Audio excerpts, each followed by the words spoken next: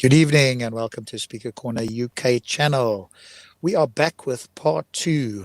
I can't see it because I'm on my mobile phone, so Stops is very kindly going to control the video, and we're going to give our comments and critique for part two. If you want to see part one, go and have a look at the previous video under the same name, just with the word part one. And with that, good evening, sir. How are you? Hi, good evening. And welcome to another critiquing the video.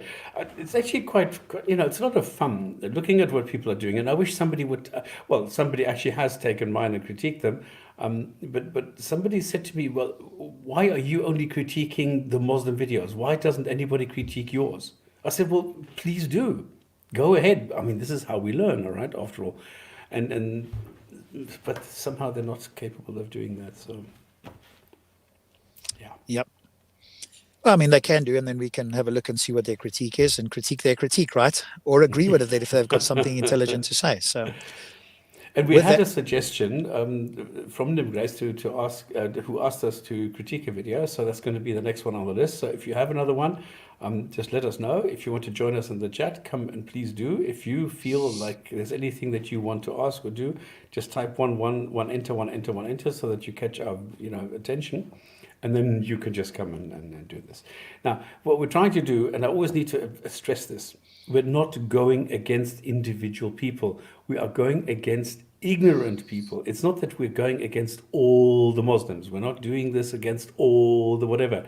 We're just taking stupid arguments by equally stupid people, I'm sorry to say. But this does not mean that we are saying all Muslims are stupid. Just because we are singling one person out who is giving us these arguments, which we are addressing. And this is not to say that we are trying to, insult or whatever, everybody. So I don't know, I'm getting accused of that. I don't know why. Yeah, I think that's because obviously you're an ardent critic, and some people don't like that. So am I. But I think you've probably got a little bit less patience than I have on occasions, because you've heard this for 10 years and your patience is thin, and maybe after 10 years mine might be the same. So I'm in no position to say, hey, one should have more or less patience. I think everybody has it in their own way. But I think, again, if you have strong arguments, you'll deal with the arguments, and you'll be able to demonstrate your claims. I think that's the main thing. So for people who are just tuning in, obviously go watch part one. That was where James sort of approached Darren Hamza and Imran in Speaker's Corner and suggested that he had reasons to show that the Quran was not from God, and they bounced around for basically the whole of part one. You can see our critique if you go and look for that video on this channel, the previous video to this. And tonight we're going to carry on with part two, where James actually does deliver what I still believe to be a knockdown critique against the Quran in particular, and therefore Islam. Good evening to everybody who is joining us now. And so that's the part we're going to go through now. Oh, so I haven't even seen this. So I don't know what the hell we're going to do. All right. So like I said, if you want to react, just do so. Otherwise, we're just going to continue and talk about the video.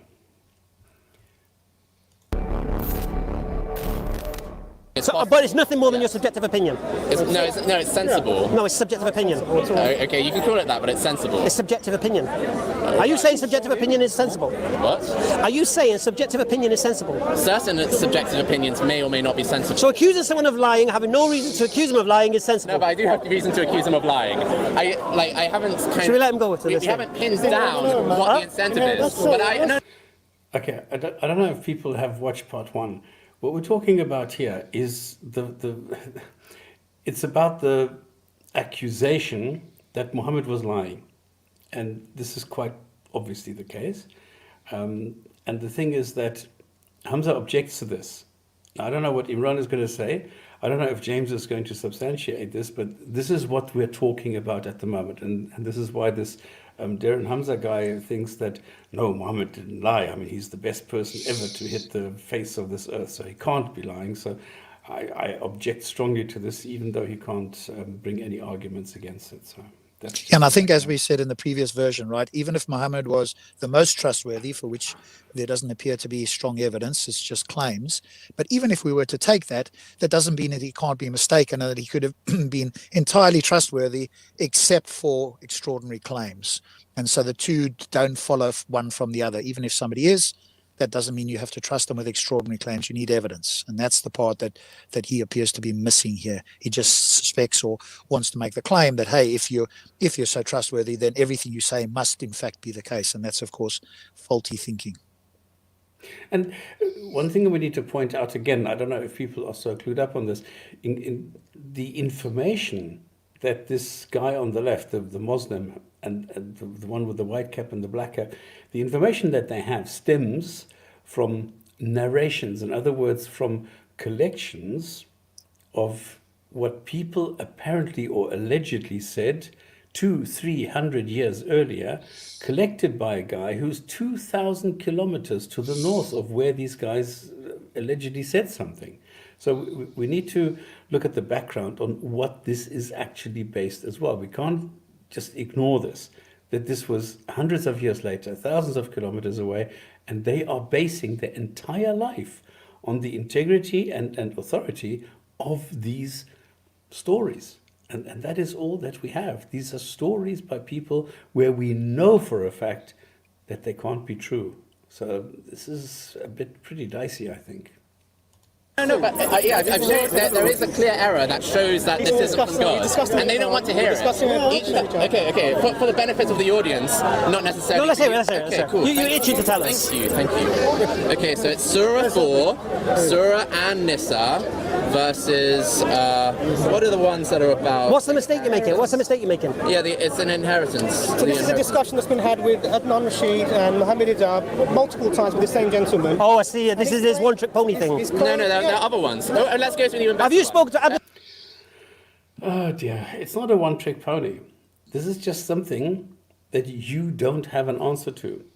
This is an error in the Quran that you cannot refute because you cannot interpret it away. It is something that is mathematical. In other words, you cannot interpret 2/3 and try and make it look as something else. So if you add 2/3 and 2/3 and 2/3 and 2/3 and then say this is equal to 1, obviously there's something wrong there. So this is why these guys hate this, because they cannot refute it using their normal tactics of just obfuscating and reinterpreting and putting it down to translating and things like that. You can't do this in this case. And I think the other thing is, of course, there's a poisoning of the well here, right? So, hey, this thing is just being refuted or whatever.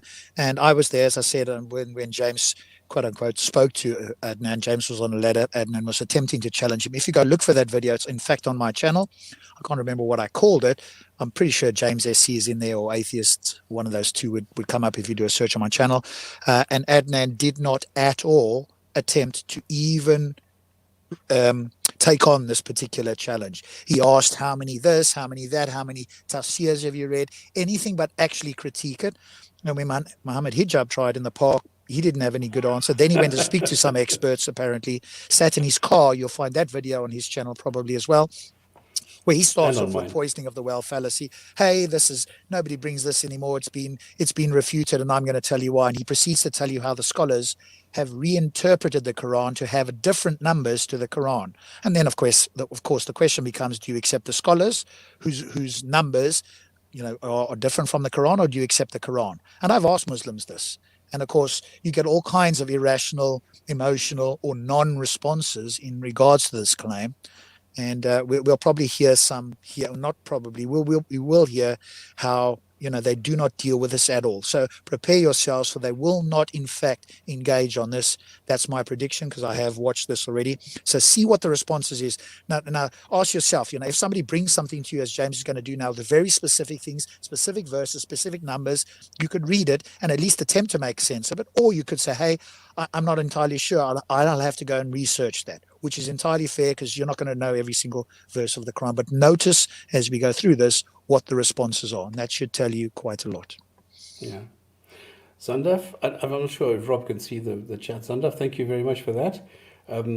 Posting it is always a good idea, because then we get some feedback from other people, and it's always good to get feedback to see what kind of an impact this is having.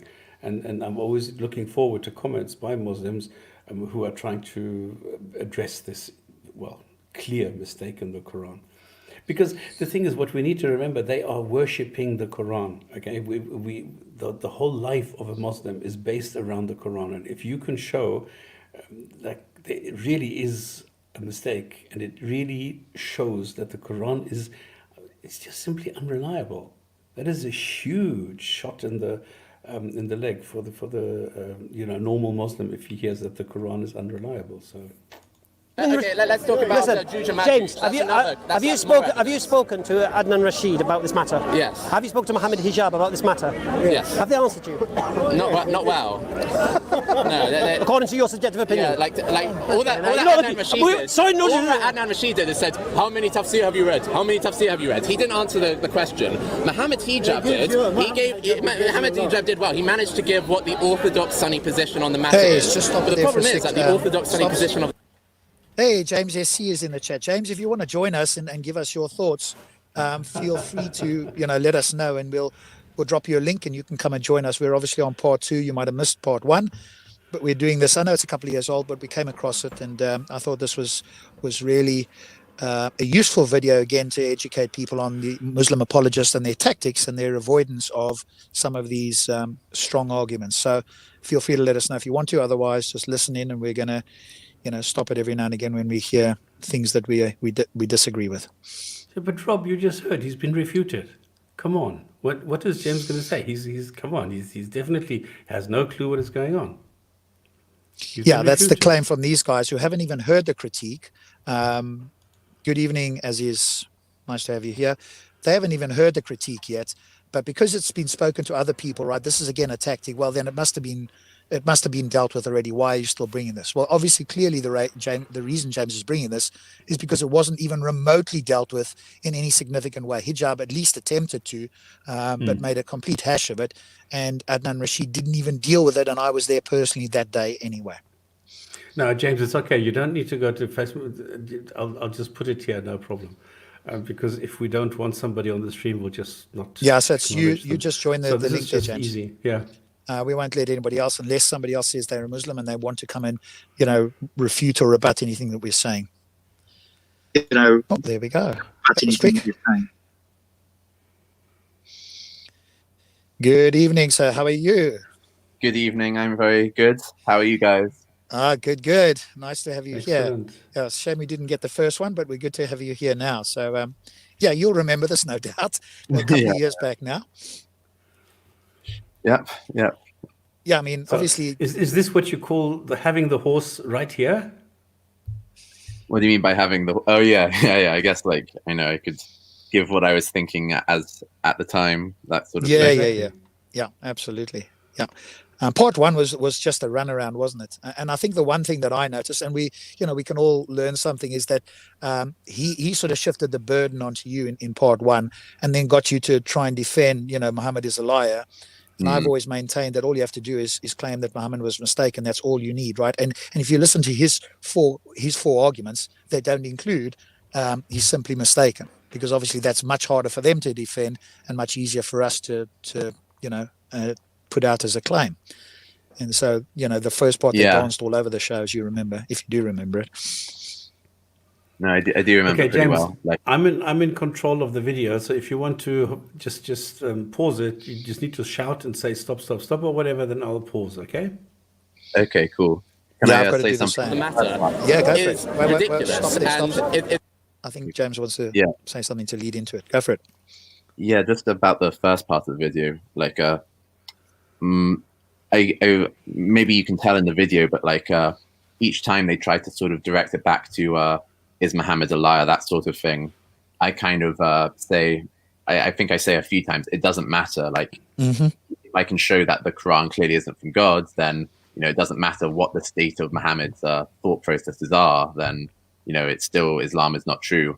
And I had to say this a few different times but I could tell that the crowd kind of agreed with the logic, and so that's why I feel they eventually felt like there were some people kind of realizing, okay, yeah, that makes sense. We want to hear these supposed flaws in the Quran, and so that's when Hamza was like, oh, what do you think? Should we let him do it? So I was As if they could stop you, right? I mean, like you said to the camera, all you have to do is talk to the camera anyway. But it shows the weakness in their position, right? And had they said, right, if they had said, you know what, James, I've heard of this, but I don't know much about it. I'll have to research it. That's entirely fair because they're not going to know everything out the top of their head. But the tactics, as we'll see here, to avoid dealing with it, and as you remember, they never actually deal with this. I know I'm sort of, dropping the hammer early here, but we're going to go through and listen to the tactics and point out what they do in every effort to avoid actually looking at this and trying to even add this up, never mind, anything else. Yeah. The one other point I'd make is that sort of a lesson for anyone who sort of feels like having a discussion with these people is that, you need to sort of shame them almost to stay on topic or wrangle with them to stay on topic. They will try and get like almost whatever they think they can. So, it's you can't go there expecting like an honest interlocutor. That they can play honest if they know that you'll just accept whatever they're going to say. But if you're going to challenge them and that sort of thing, then they'll use kind of, like all sorts of interruptions and deflections, derailments, muddying the waters, whatever they can get away with. Yeah. Do you want to answer that text there, James? Very quickly. Yeah. So on YouTube, I sort of argue about some politics and some scientific topics a bit, but at Speaker's Corner, it is nearly all Islam.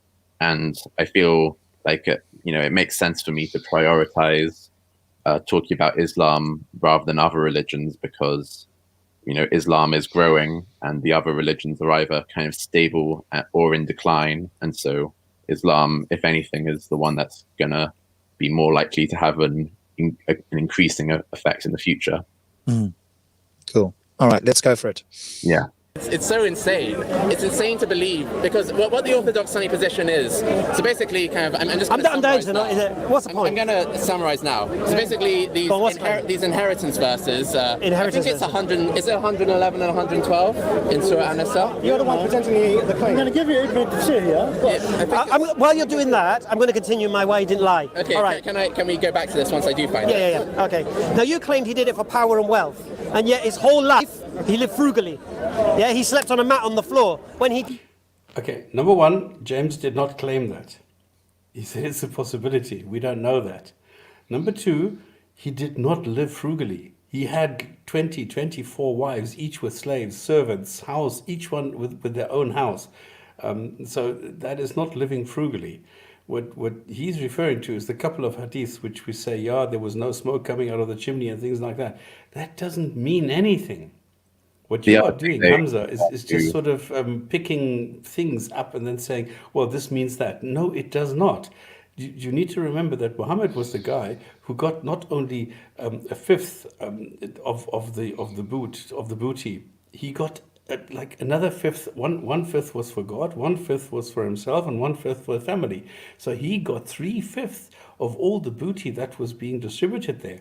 Not least of all were the various wives that he got, because he always chose the prettiest youngest woman in the whole lot, in the women that were captured. But then he got entire orchards. He got entire, the incredible wealth that this guy had. You cannot say that he lived frugally just because there is no mention anywhere that he lived in a palace. It does not mention anything about how he lived, how big the house was. It doesn't say this anywhere. He died without a penny to his name. We pause it again. The one thing that they would try and base that claim on is that kind of a report that goes along the lines of when Muhammad died, he had so few possessions that he slept on the floor, that kind of thing. However, that report is kind of strongly contradicted by other reports saying that when Muhammad died, his daughter Fatima had a great falling out with Umar because Fatima believed that Umar was keeping Muhammad's inheritance from her, and Umar said, well, I heard Muhammad say that it is not for a prophet to leave behind sort of an inheritance, and so I'm just going to keep it for the state or for the good of the Ummah, that sort of thing. So you can't say that he died as a destitute man and also that his daughter kind of had a massive falling out with the next in line, like the successor, because she felt he isn't giving her the inheritance. And even Sunni sources agree that, yes, after this falling out, Fatima never spoke to Umar again until she died. So it seems more likely that kind of the way I resolve it is that I believe that Umar sort of took or came up with or remembered this phrase Muhammad saying, oh, a prophet isn't inherited. And then he just used that as an excuse to kind of confiscate all of Muhammad's possessions, and then said, oh, look, Muhammad died leaving behind no possessions. That sort of even though, like you said, like the rest of his life, he was getting 20%, like a fifth of all the war booty. He had like 30 slaves, according to like Al-Sira, Al-Nabawiyah. So yeah, it's a very weak claim. And you'll find that Hamza makes a ton of weak Sira claims, like weak claims of Muhammad's biography, in order to sort of shore up what he considers to be this strong argument of, oh, well, he wasn't lying and he wasn't mad, blah, blah, blah. So he'll refer to very sort of flimsy kind of biographical claims that can be easily sort of contradicted by other evidence in the biography. And at that time, I didn't know that, but now I do know that. If I had this argument today, I would give far less ground. I just contradict him at almost everything he asserts and provide. But as you can see, James, as well, right? He makes the claims with certainty, even though he never provides evidence. And the gullible Muslims who are watching, it makes him sound like he knows what he's talking about. And because he isn't challenged, and like you say, it's hard to challenge unless you know it already. And even if you do challenge, they're going to ask you for the reference instead of him presenting the references, right? This is what often happens. So somebody might say, no, I don't agree with that. Okay, well, present your evidence. No, I think, and that's the thing that Stops and I are talking a lot about, and I'm sure, you've had a lot of experience now, is to say to them, where's your evidence for that? Because if you don't, and we respond with, I don't believe you, then they turn the tables, right? So shifting of the burden. Oh, well, you said you didn't bring your evidence. Instead of them doing it, they get away with this far too often, or they used to. Now we're much more wise to their tactics, and now it's a case of, well, present your evidence. I'm not convinced that what you're saying is true, and you can shout it with certainty from the rooftops. That doesn't make it true. His wives would complain, why can't we have this? Why can't we have that? Yeah, so this is a man you claim did it for money and power, and yet when he had the power of Arabia at his fingertips, he didn't benefit from it. He didn't, like I said, he died without a penny in his name. What I love here, by the way, stop for a moment there, Stops. What I love is James is just James is just carrying on with the book, which is brilliant, right? Don't pay this any mind. This is just waffle. This is just ramble for the camera, as if he's trying to improve Muhammad's character here, so that whatever you bring, will appear weak. But you're just carrying on reading the book there, and it's almost like not even worth responding. Okay, I've got this verse now. I don't know if you say that now, and whatever he said there is just like hot air, and we just move on. And that's a good way to deal with it, because otherwise you go back into that old argument again, and you've gone past that by now. Having a lot of wives, though. Excellent. I love this. James, you are the best. Like, you're not even paying attention, but you're saying, oh, but you had a lot of wives, though. Just like it's, and you're completely destroying them. This is your strength, really. This is so great what you're doing here. Okay. By the way, what is it like to watch yourself in a video like a couple of years later and listen to yourself? What's it like? Well, I'm most distracted by my kind of out of control facial hair, but if that is the height of your worries, you're okay. Yeah, you're on solid ground there. Because if I go back and listen to my stuff, which I did a couple of years ago, I always think, oh my fuck, what did you do? What did you say? What did you sound like? And I always think, oh shit, no. But it's the same for all of us. I think Stops, apart from James, because he's only, but you look back and go, oh, I could have said that's better. I didn't know that, or whatever the case is. And it's like getting to the point where you're okay with that and realizing that's the best you could do at the moment, and you learn from it. And once you get comfortable with that, then it's not so much of an issue. Prior to Islam, you could marry as many women as you liked. It's kind of fun to like be allowed to marry 11 wives and then tell everyone else, oh, you guys are only allowed to marry 4 wives. You know, that's kind of a perk of happening to be. Unless his marriages were for political unions. But he enjoyed them, did he not? So he had sex with each of them every night. And so therefore he's enjoying the benefits of having 11 wives, where everyone else is only allowed 4 wives. It's kind of a perk of the job. Do you think so? Yeah. So before I do think before so. he made the rule, there was no limit, so you can marry as many as you wanted. So why would it matter? To 11? Because he also kind of made sure that everyone else didn't have he didn't, 11 because wives. people were still marrying as many as they wanted. No. And then when he made the rule, you can only have 4 wives. Everyone else stopped being allowed that many wives, except for him. That's convenient. So you're basically a hyper-skeptic who thinks everything is possible, and therefore everything happened, and you're looking using your. I think that's a mischaracterization. What the hell is he talking about? What is Imran rambling about there? I don't know.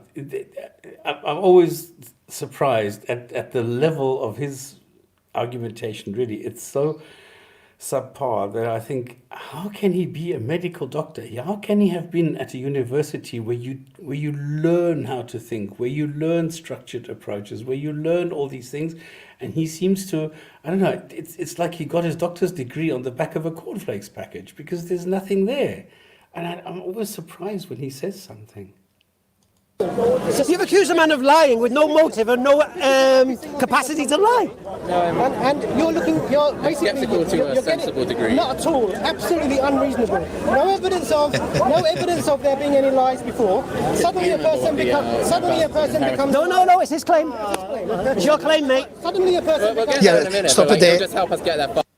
Yeah. We're not going to help you get it because we know about it. We'll leave it to you to make it hard so that hopefully you can't find it and we don't have to deal with it, right? Again, just a tactic, right? It's your claim. I'm just going to sit back. I'm not going to help you get there, or let's deal with it so that I can show you, James, you're wrong, or whatever the case is. I'm going to go there and just hope that nothing ever happens and you're on your own, right? But when it's my claims, I can make them as if I know what I'm talking about and never be challenged.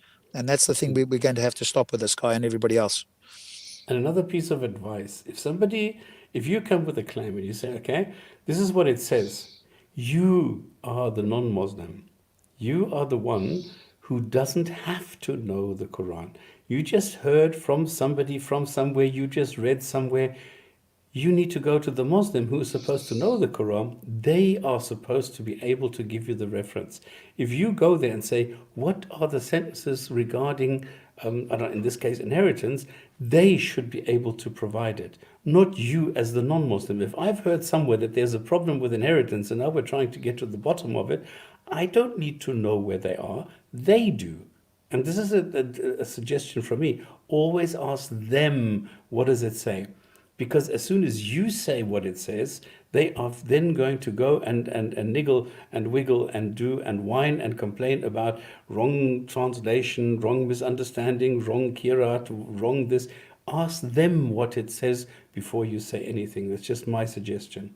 I think you can do that under certain circumstances. Stops with Darren and Imran, right? They're just going to turn around and say, it's your claim. I'm not saying anything. You made the claim, back it up, right? So they will step back from in any way trying to deal with it, substantially. A, because they probably don't know it themselves anyway, the verses, and B, they don't know how to respond to it. Exactly. This is what I use. I say, you don't even know your own Quran? I just know that it's about this, and you don't know where this is in your Quran. You're supposed to know the book. You are living according to the book all your lives, and you don't know where this is. What's wrong with you? So, I try to ridicule them that they don't know where it is. If I run out of steam somewhere, if I've heard something and I don't know where it is, that's how I turn it around, and you can. Suddenly a person becomes a liar and then starts to enjoy it. Where is the reasonableness? It's answering Islam. I like wiki Islam more, actually. It's written by ex-Muslims. Answering Islam is written by Christians, which is like slightly. Don't you think the Wiki Islam are ex-Muslim Christians? Some of them might be Christian. They're all Christians, mate. So you really? And you know that because where's your evidence? You see, I know the that claims they're just not. flow like it's like, he's like drunk on claims in a sense. They flow like wine. But there's no evidence for this. And if you ask him for it, he'll dance around it. But who cares if it was made by Martians or, a talking sea monkey? All we want to know is it true? So again, this is just... I was just going to say Nemo the fish, exactly. It doesn't matter. Or who was the guy who said it doesn't matter whether it was me or whether it was a horse? And this is such a brilliant argument. Every single one of them's a Christian. I'd say majority. That's interesting. So the sources you get information from are biased. I thought it was 111. It's actually 11. Sorry. My mistake, everyone. Sorry for the delay, everyone. Okay. So the error in the Qur'an that This is your error. Yes. No, it's not your error. It's an error in the Quran. It's why doesn't he understand that? You're claiming this is an error. It's my claim. But According to you. It's also true that According to your judgment. But it's also true that it's an Well, error. no, it's your subjective opinion. No. Okay, that's where that's where, like for James, I'd say you got to be a little bit stronger. But obviously at that stage, it was the first time you ever met him as well. And this is his tactic, right, is to try and bulldoze a little bit. And I've had that same experience as well.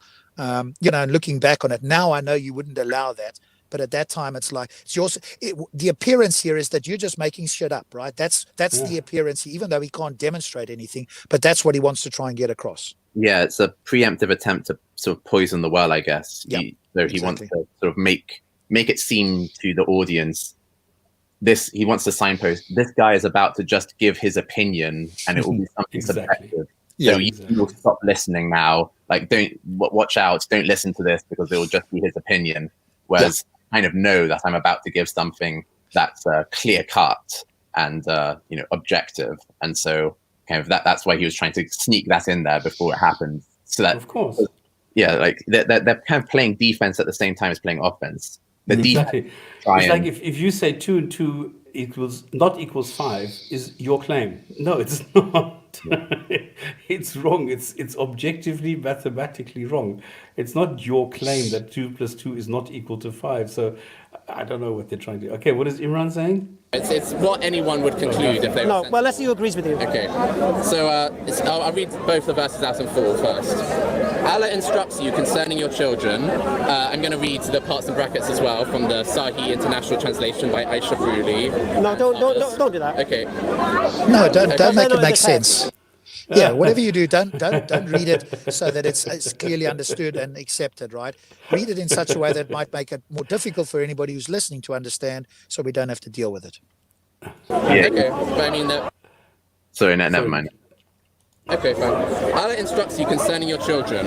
For the male, what is equal to the share of 2 females. But if there are only daughters, if there are daughters, 2 or more, for them is 2/3 of one's estate. And if there is only one, for her is half. And for one's parents, to each one of them is 1/6 of his estate if he left children. But if he had no children and the parents alone inherit from him, then for his mother is 1/3. And if he had brothers, for his mother is 1/6. After any bequest he may have made or debt. Your parents or your children, you know not which of them are nearest to you in benefit. An obligation by Allah. See, in the translation it says these shares are an obligation by Allah. Okay, but since you don't want me to read out the parts in square brackets, it kind of doesn't scan as well. But I'll continue leaving out the parts in square brackets as per your request. An obligation by Allah. Indeed, Allah is ever knowing and wise. And now verse 12. And for you is half of what your wives leave if they have no child. But if they have a child, for you is 1/4 of what they leave. After any bequest they may have made, I read it by accident. After any bequest they made or debt. And for them is 1/4 if you leave no child. But if you leave a child, then for them is 1/8 of what you leave after any bequest you made or debt. And if a man or woman leaves neither ascendants nor descendants, but has a brother or a sister, then for each one of them is 1/6. But if they are more than 2, they share 1/3. After any bequest which was made or debt, as long as there is no detriment, an ordinance from Allah, and Allah is knowing and forbearing. Okay, so those are the 2 verses. Just stop it there for a sec, stops. So I think with this, as we listen to it, right, this is complicated even for, well, I say complicated, for people that have never heard this before. Doing those 2 verses in the way that James did there, not many people are going to be able to follow along. And obviously we've, and I'm sure you have too, James, we've kind of tweaked it since we've gone. Now, if I had to do this, now obviously we're not a speaker's corner, and this was probably one of the times where you did this reading directly from the book. But we've got to highlight the points to focus people's attention on where the error is. Now, I know you're going to try and do that now, but if you see it now, especially when we do it online, I've got to underline the bits. I've got the whole verse. I'll read the whole verse, but I'm underlining the bits so they can see it on screen.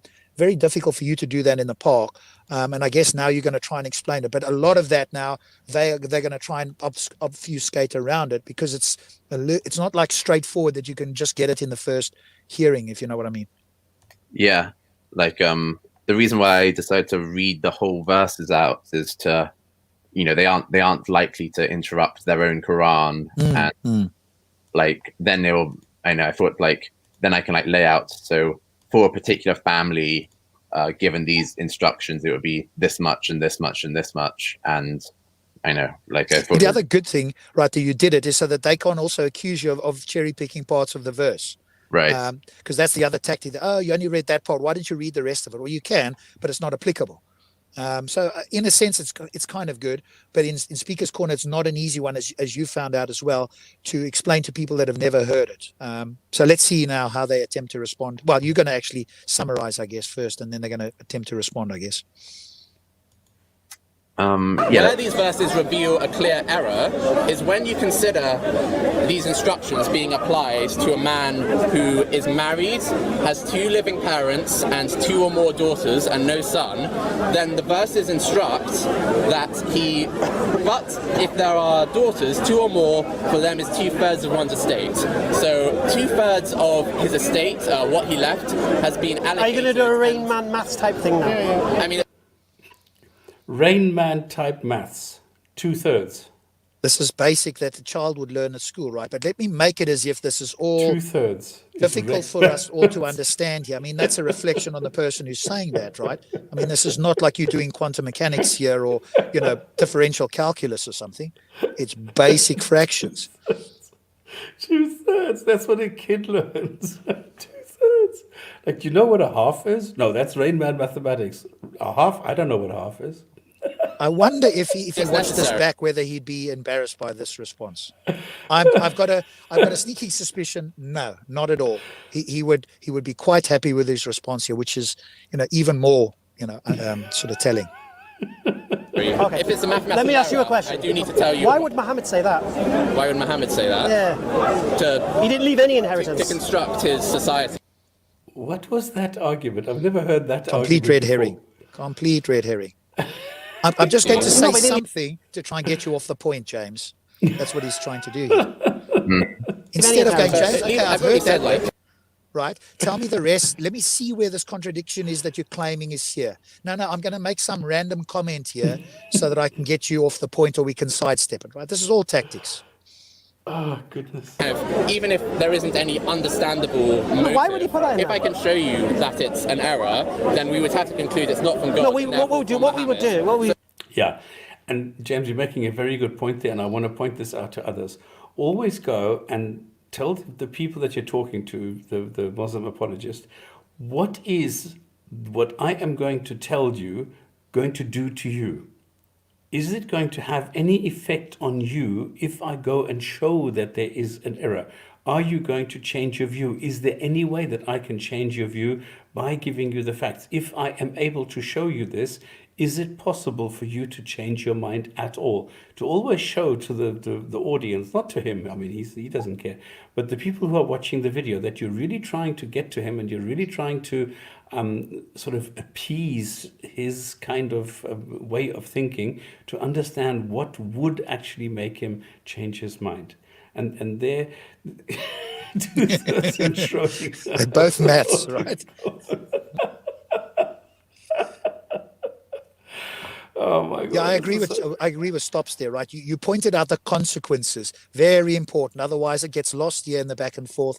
Very important to point out what the consequences of this is, so that everybody who's listening, who's like just hypnotized by Hamza, if they're on that side of the fence, suddenly gets a moment. Okay, that's why this is coming up. This is what the consequences are. So that's really good. So let's not go back to the first 20 minutes. I ain't going to go through your Rain Man maths. Well, it's not hard. It's just simple mathematics. It's Muhammad's basically telling the audience to do something. What did Muhammad Hijab say? He said that the scholars then later decided that they should fix the Quran's instructions and make each person have a slightly lower share. Because at the moment, when these shares are applied to a man who has a wife, 2 parents, and 2 or more daughters, they add up to more than the total amount of the estates. It instructs him to give away 9/8 of the estates, and I'll show that to you right now, okay? So. Okay, James, I need to congratulate you. That was an excellent summary showing what hijab actually did. And you can see that neither Hamza nor Imran have any kind of response to this, because this is the fact and they have no way of answering. Yeah. So this is your proof. What they're trying to do, like they both, don't know this, basically. They don't know what the standard Sunni response that they're meant to give is. And so this is a good example of, and they also know that they're kind of not that it would seem to their audience like an error, like a flaw, or like admitting defeat if they said, well, I'll need to look into this. Like I can't respond to this at the moment. And so they're trying to argue without knowing the content, which sort of results in a mixture of like distractions or kind of making up things on the fly, which is what Imran tries to do. I'm a little bit too charitable to them later. I start trying to teach them what this is what you should say, that kind of thing, which I think kind of loses the audience a little bit. I probably should have just kind of stuck straight with like, this is what the Quran literally says, and what it literally says is impossible to do, and just kind of stuck. That's how I'd carry this out if I did it again. And now you tell me what it should be. That's exactly the point. The great way to do it is put the question back on them. Okay, I've explained this now, straightforward reading. How do you guys explain this? And if they said, right, and you're quite right, James, though, but the intellectually honest position is not the one they wish to take, which is, hey, do you know what, James? I'm not sure on that. I will have to research that. I don't know every verse in the Quran. Would it be okay if I do that and we have another conversation? I'm sure you would be amenable to that, and I would too, because we're not expecting them to be walking encyclopedias. But as you say, for some reason, it seems like these guys are unwilling or unable to say, I don't know, or let me look that up, or whatever the case is. They've got to have some response, so the gullible audience goes, hey, he's still a lion, or they dealt with this, when in fact they haven't said anything remotely substantial as yet. Another thing that I suggest you do is, if you go step by step, in other words, you say, okay, it says 2/3. Do you agree that the Quran says 2/3? Do you agree with this? Then let's go to the next step, so that they cannot later on say, well, no, you got this all wrong. So always do it step by step. Let them agree with this, then go to the next one. Otherwise, you're always going to get caught out with the total, with the big picture. Yeah. We're talking about a man, yes, approved. We're talking about a man who has 2 parents, a wife, and 2 daughters. And the verses say, if there are daughters 2 or more, for them it's 2/3 of one's estate. So that's 2/3 of the estate gone, okay? Then, for one's parents, if he left children, to each one of them is a 1/6 of his estate, okay? So that means a 1/6 of the estate goes to the father, a 1/6 of the estate goes to the mother.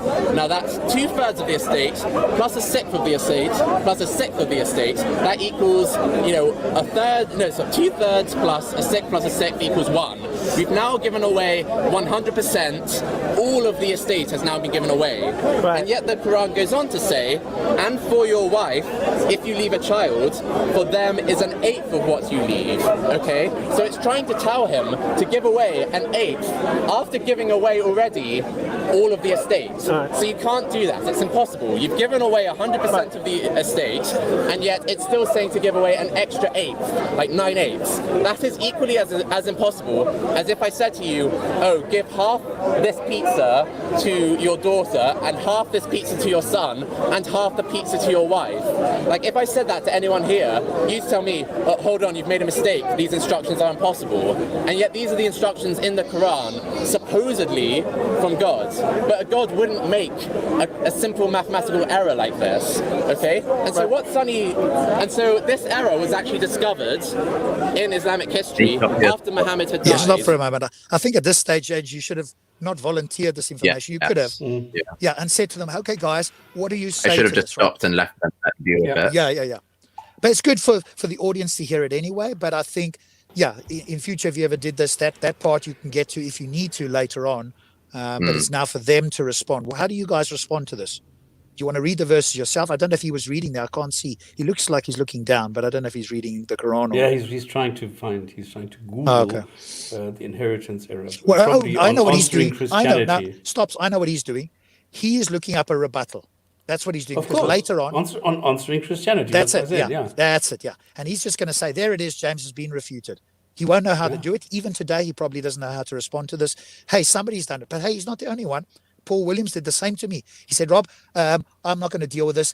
I know it's been dealt with somewhere on the internet. That's good enough for me. Literally, I recorded him saying that on one of my views. I was like, holy crap. Is that the best you've got? You think that somebody's responded and you're not going to look this up? This is the level that some of the people are at, right? That was the first time this error came up. It was discovered by Ali bin Talib during the reign of Umar, and that's from Muslim sources, by the way. And he noticed this, and they were like, guys, like, what do we do? And what they decided. Sorry. Show me that. Okay, it's from Islam Web. I need to do a bit of Google. Yeah, you see, this is the problem. As soon as you volunteer information, they're going to nail you on this one now.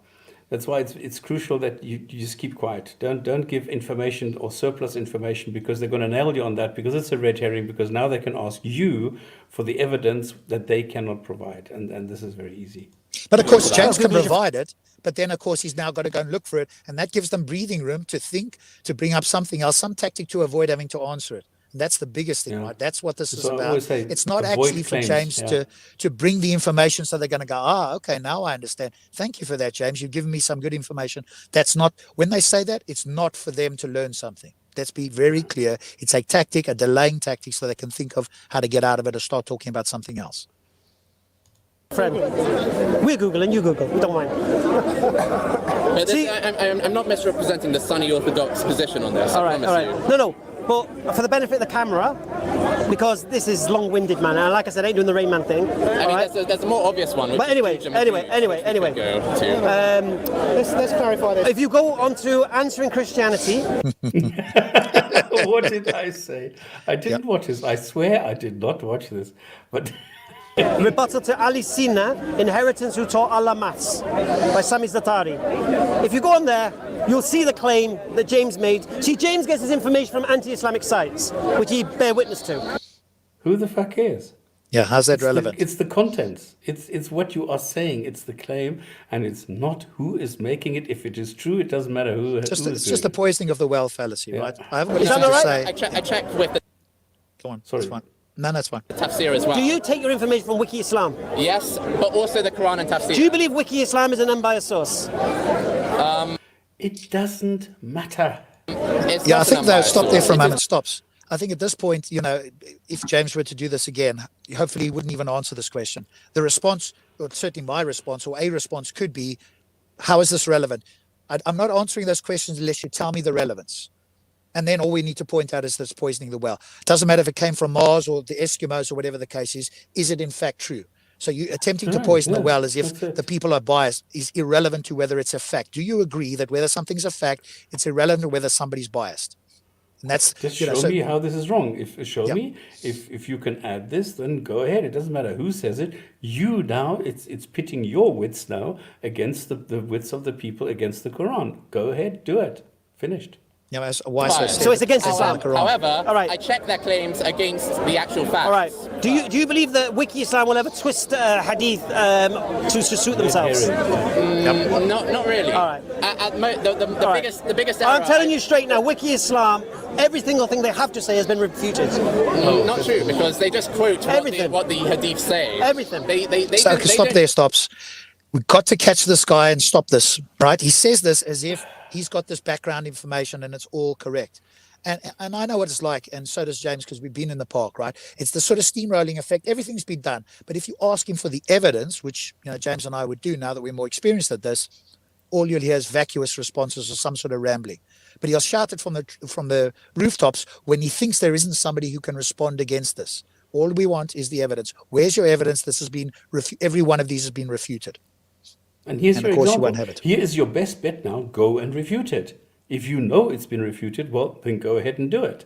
If you can't do it, well, then there's something wrong with the Quran, isn't it? If you need to look up what some I don't know, scholar has to say about it or whatever, who calls himself a scholar, then there's something wrong because the Quran was not written for scholars.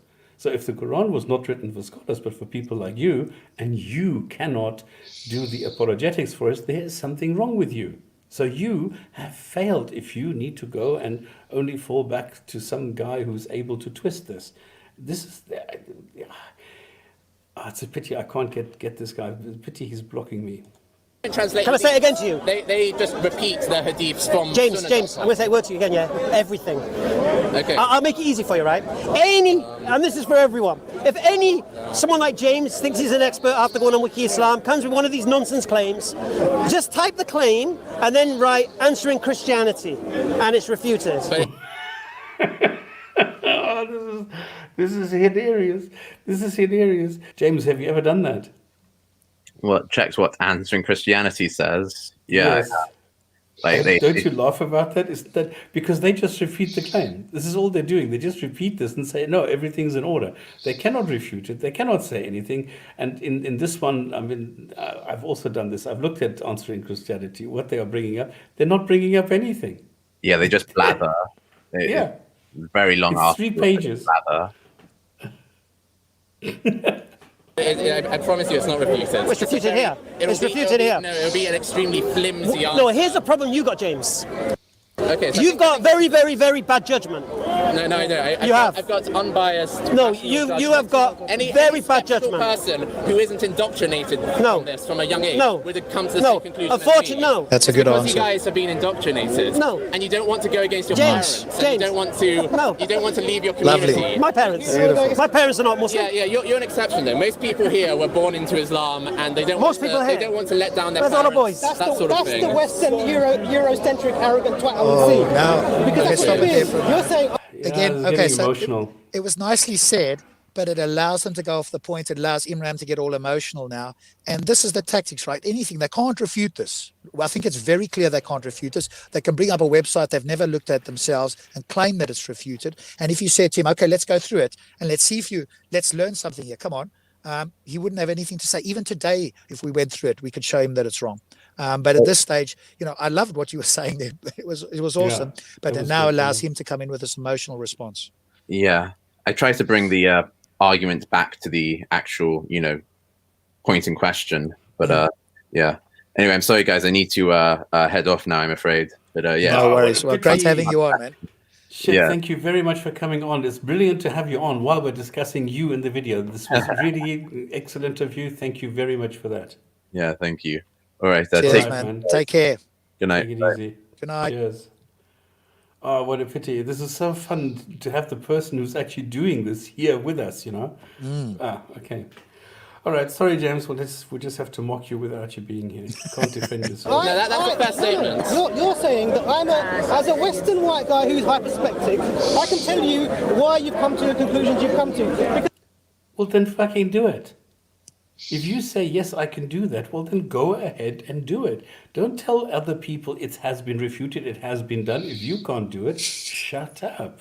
Because you're afraid of your mum and dad. That is it. That's what you're saying. No, it's part.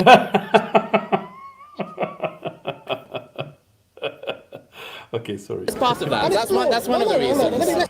I'm not supposed to, but I think this is very funny. It's a common reason. No, it's not a common reason. Yes, it is. You're applying. But how about we go to the? I mean, you wanted the source. I've got the source now. I'm going to talk about this in a second. Okay. But what you're doing is you're applying your own personal hyperskepticism, and you're. No, he's using the Quran, you fool. It's just He's critical just thinking, giving you the sentences adding up in the basic Quran. fractions. Yeah, it's just critical thinking and The basic Quran fractions. says 1 + 1 = 5. Okay, what are you going to do about that? Assuming, can I finish my sentence? It would be reasonable to allow that. Sure. Otherwise, you're acting like an indoctrinated person because you've been talking for ages.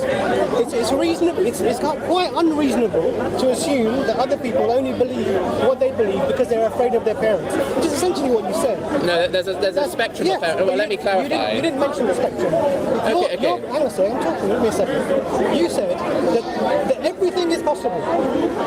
And that was one of your... Yes, you did. What? Let me clarify that. No, not everything is possible, but within history, I didn't interrupt you at all. I'm actually trying to make the point to you. Stop it at the moment. Okay, he's sort of emotional now, right? I want to keep talking, and I think at this stage, right, with that sort of thing, and again, we all learn as we go along, right? Again, a response can be just listen to it and go, okay, right, now we're getting back to this. Like you don't engage with it, because the more you engage with it, the more you go down that route, and so it's like you just let it wash over, and it's like noise in your ear that isn't relevant to the point, and it's an emotional response now, and Imran doesn't like it, but it's irrelevant to the point itself. And as you quite rightly pointed out, the more information you volunteer, the more it allows them to have these sort of responses, which is, not what we want and exactly what they want. This is the basis. Okay, so I'll need some time to clarify your misrepresentations. Sure. So that's fine. You can do that. Okay. Now, you've given a scenario that you feel shows that this inheritance cannot be given out according to the rules that are given. You've spoken to other people about this who are much more knowledgeable than I am about this. Exactly. Adnan and Mohammed Hijab. And they've given you the standard way. So why are you still asking the questions? I haven't finished it. Give me a second. I'm going to give another scenario to add to that. If that same person who you gave this scenario to also wanted to give a third of their wealth away, which they're allowed to do, they're allowed to give that to charity. Would the rest of his estate that remains to 2/3? Okay, now he's... yes, I never thought that this guy is such a dishonest person. There is no mention of charity. There is no mention of giving anything away. We are looking at 2 sentences in the Quran which specifically go and say, this is the percentage, or this is the fraction that you are allowed to give away. No, that you are supposed to give away of your estate. If you have not made a will, if you have not given it away to charity, if you have not done that, then these are the rules, this is the law, this is the Sharia, according to which all Islamic calculators calculate their inheritance. And now to bring up he's allowed to do this, he's allowed to do that, has absolutely no bearing on what James has brought up in the sentences in 4:11 and 4:12. This is so dishonest. This is so deceptive. I'm shocked at the level of dishonesty of this Imran guy. Really. It still be referred to as his estate. Depends. But like you're not answering the problem though. Because if he doesn't give away any sort of bequest to charity, then we still have the same problem. So we need to resolve the original problem. We can't resolve the original problem by adding new things to it. Perfect. Stick with it. Yeah. Stay on topic. Don't let yourself get distracted. Stay with the original thing. Don't go sideways. Yeah. Sorry? I'm making a very specific point that you're not getting. If the person wanted to give away a third of what they had before their estate is then distributed. Stop there. If the person wants to give it away, they're not dead, in which case it's not their inheritance. When a man dies, then he can't choose if he's giving it away. He's dead. So it's completely irrelevant. No, but he can put up a will saying that I want a third of my inheritance to go to some whatever charity. That does not change the point. Correct. The thing is, by adding a third which is being removed, if you have 9 oranges and you give a third away, you're still stuck with 6 oranges, which you now need to give 2/3 to the daughters. Correct. And 1/3 to the parents, and then you're still stuck with everything. So you have the fractions still problem. apply. Yeah, as It's you say, the fractions same. still apply to whatever you have left, i.e. your inheritance. You do that. So this is irrelevant. Yes. This is stupid. This is really a dumb And in fact, thing not to only bring that up. stops, but none of the scholars accept this either. So he's just making stuff up on the hoof here Yes. that nobody even is remotely concerned with. Just to say something, just to bring up anything. This is terrible. This is such a fail. This is amazing. The shares being referred to for that wealth still refer to his wealth in the same way. Would it still be a third of the 6 and an 8 as referred to? Well, it probably, I'd have to look into it, but it would probably be covered under the... Yeah. So just quickly thinking It's not clearly. seems weak. It's wrong, outright wrong. Yeah, quickly thinking clearly, and no, it's not. We've dealt with this. I'm going to keep that for a special occasion. But we've got this under wraps, so not to worry. Yeah, this was Maverick's sort of thing, and we've dealt with this. Stops and I have. I'm not sure if we've done something publicly about this. I'm sure we've discussed it, but we're ready for that, so that's not a problem. We haven't shown. There's grammar pages, okay, on which teach you Arabic, and they mention exactly this kind of scenario where you have words where they say like milk. You don't have the plural of milk. You can't have 2 glasses of milks. This doesn't work. So let's keep that for another time. Milk, that's it, and I'm having this. And if you have a child, this doesn't mean it's only one child, but it can be one or many. So yeah. Oh, by the way, but it's also being used, and I've seen this now recently, in connection with stars, where somebody says, well, there's a plural of stars, which means, this was also a hijab thing, who said, well, the Quran is correct because it mentions the plural, which is stars. There are many stars, but you have to go and refer to a different Quran to get the plural of star, because the Quran only mentions the one star, which is the sun, totally ignoring that there's trillions and trillions of stars out there. After any bequest you may have made or debt, right? So that's what you're referring to. What does that you still have the same problem if you give away that. What does that tell you? What does that tell you about when the reference is made to shares and portions? What does it tell you about? I don't see any way that it helps resolve the problem. Okay, I'm not to ask that question. Okay. I'm going to tell you how to resolve the problem to my best of my ability. I'm asking you that if a person gives away a third of their wealth and then their wealth is distributed as you say there, what happens to that third and that? So if they had 100% of their wealth and they didn't bequeath a third away, that third or that eighth or that sixth would refer to that full amount, right? Sorry? That third or that eighth or that sixth would refer to that full amount. Yes. No, James, no, don't say yes. Oh, shit. No. If a third is this, if you subtract a third from the full, only 2/3 are left. It's not the full. The full estate now consists of 2/3 of what it originally was if you give 1/3 away to charity. So your total estate is now minus the third that you have given away. Yeah, so let's just make it so that people understand it. Stop. So if you had 100,000 and you gave away a third, so you had 66,000 left, that 66,000 still needs to be divided up 2/3, 1/6, 1/6, 1/8. Regardless of how much you give away, the rest of the estate still needs to be divided up in those same fraction numbers. So as James did point out, that it doesn't resolve the problem whatsoever. So it doesn't change anything. This is a total red herring where you're just you're reducing the total inheritance by a third, so that the total inheritance is now just a little bit less, but it's still the total inheritance that needs to be proportioned according to what the Quran says. So what Imran is bringing up is like totally I think it's irrelevant. Desperation to say something to make it sound as if they're responding to James. That's what it is. I'm disappointed that he is too stupid to realize that. This is my disappointment.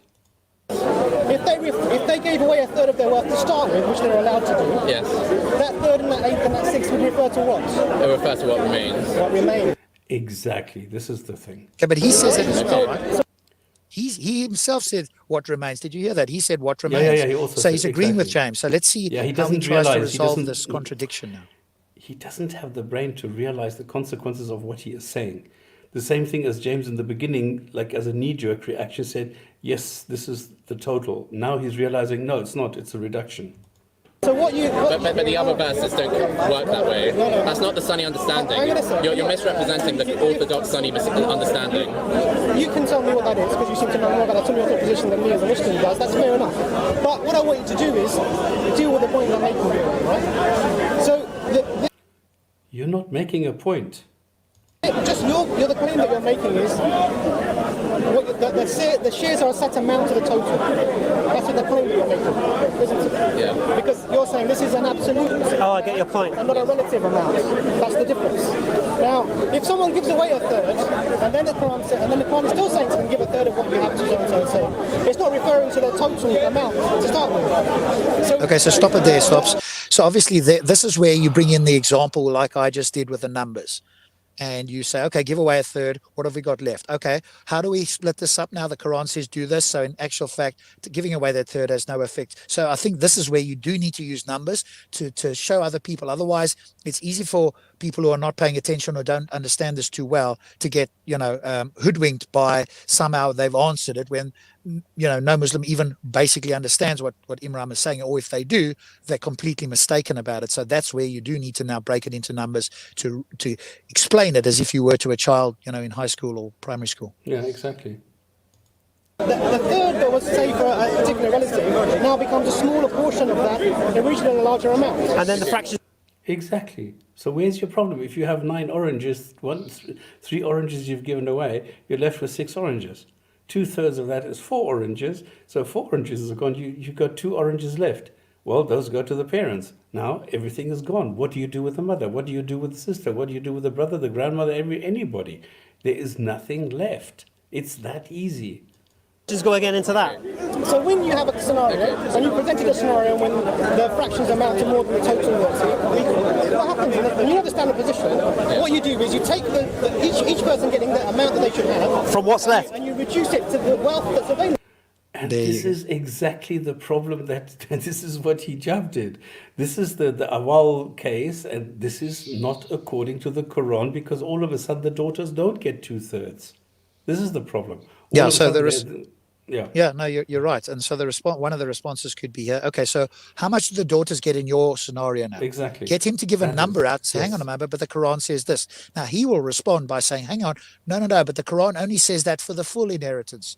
Well, whatever the full inheritance is when he dies, minus whatever he's given away, is still the full inheritance. Whether the full inheritance is 100,000 and he's not giving something away, or a man, if you had 2 scenarios, one man doesn't give anything to charity and he's got 100,000, that gets split up with those fractions. If the man gives a third away and he has 66,000 left to give away to the family, that still gets split up with the fractions, and you're in no better position. You do need to explain this so clearly. He may not understand it or may not accept it, but you do it so that the audience understands it and if the audience doesn't, well then it's high school or primary school maths at this stage, then it's best to go back to that. But I think it's clear to anybody who's paying attention, even Muslims, right? I've run this through with Muslims. I've obviously done it online because you can show it to them there, right?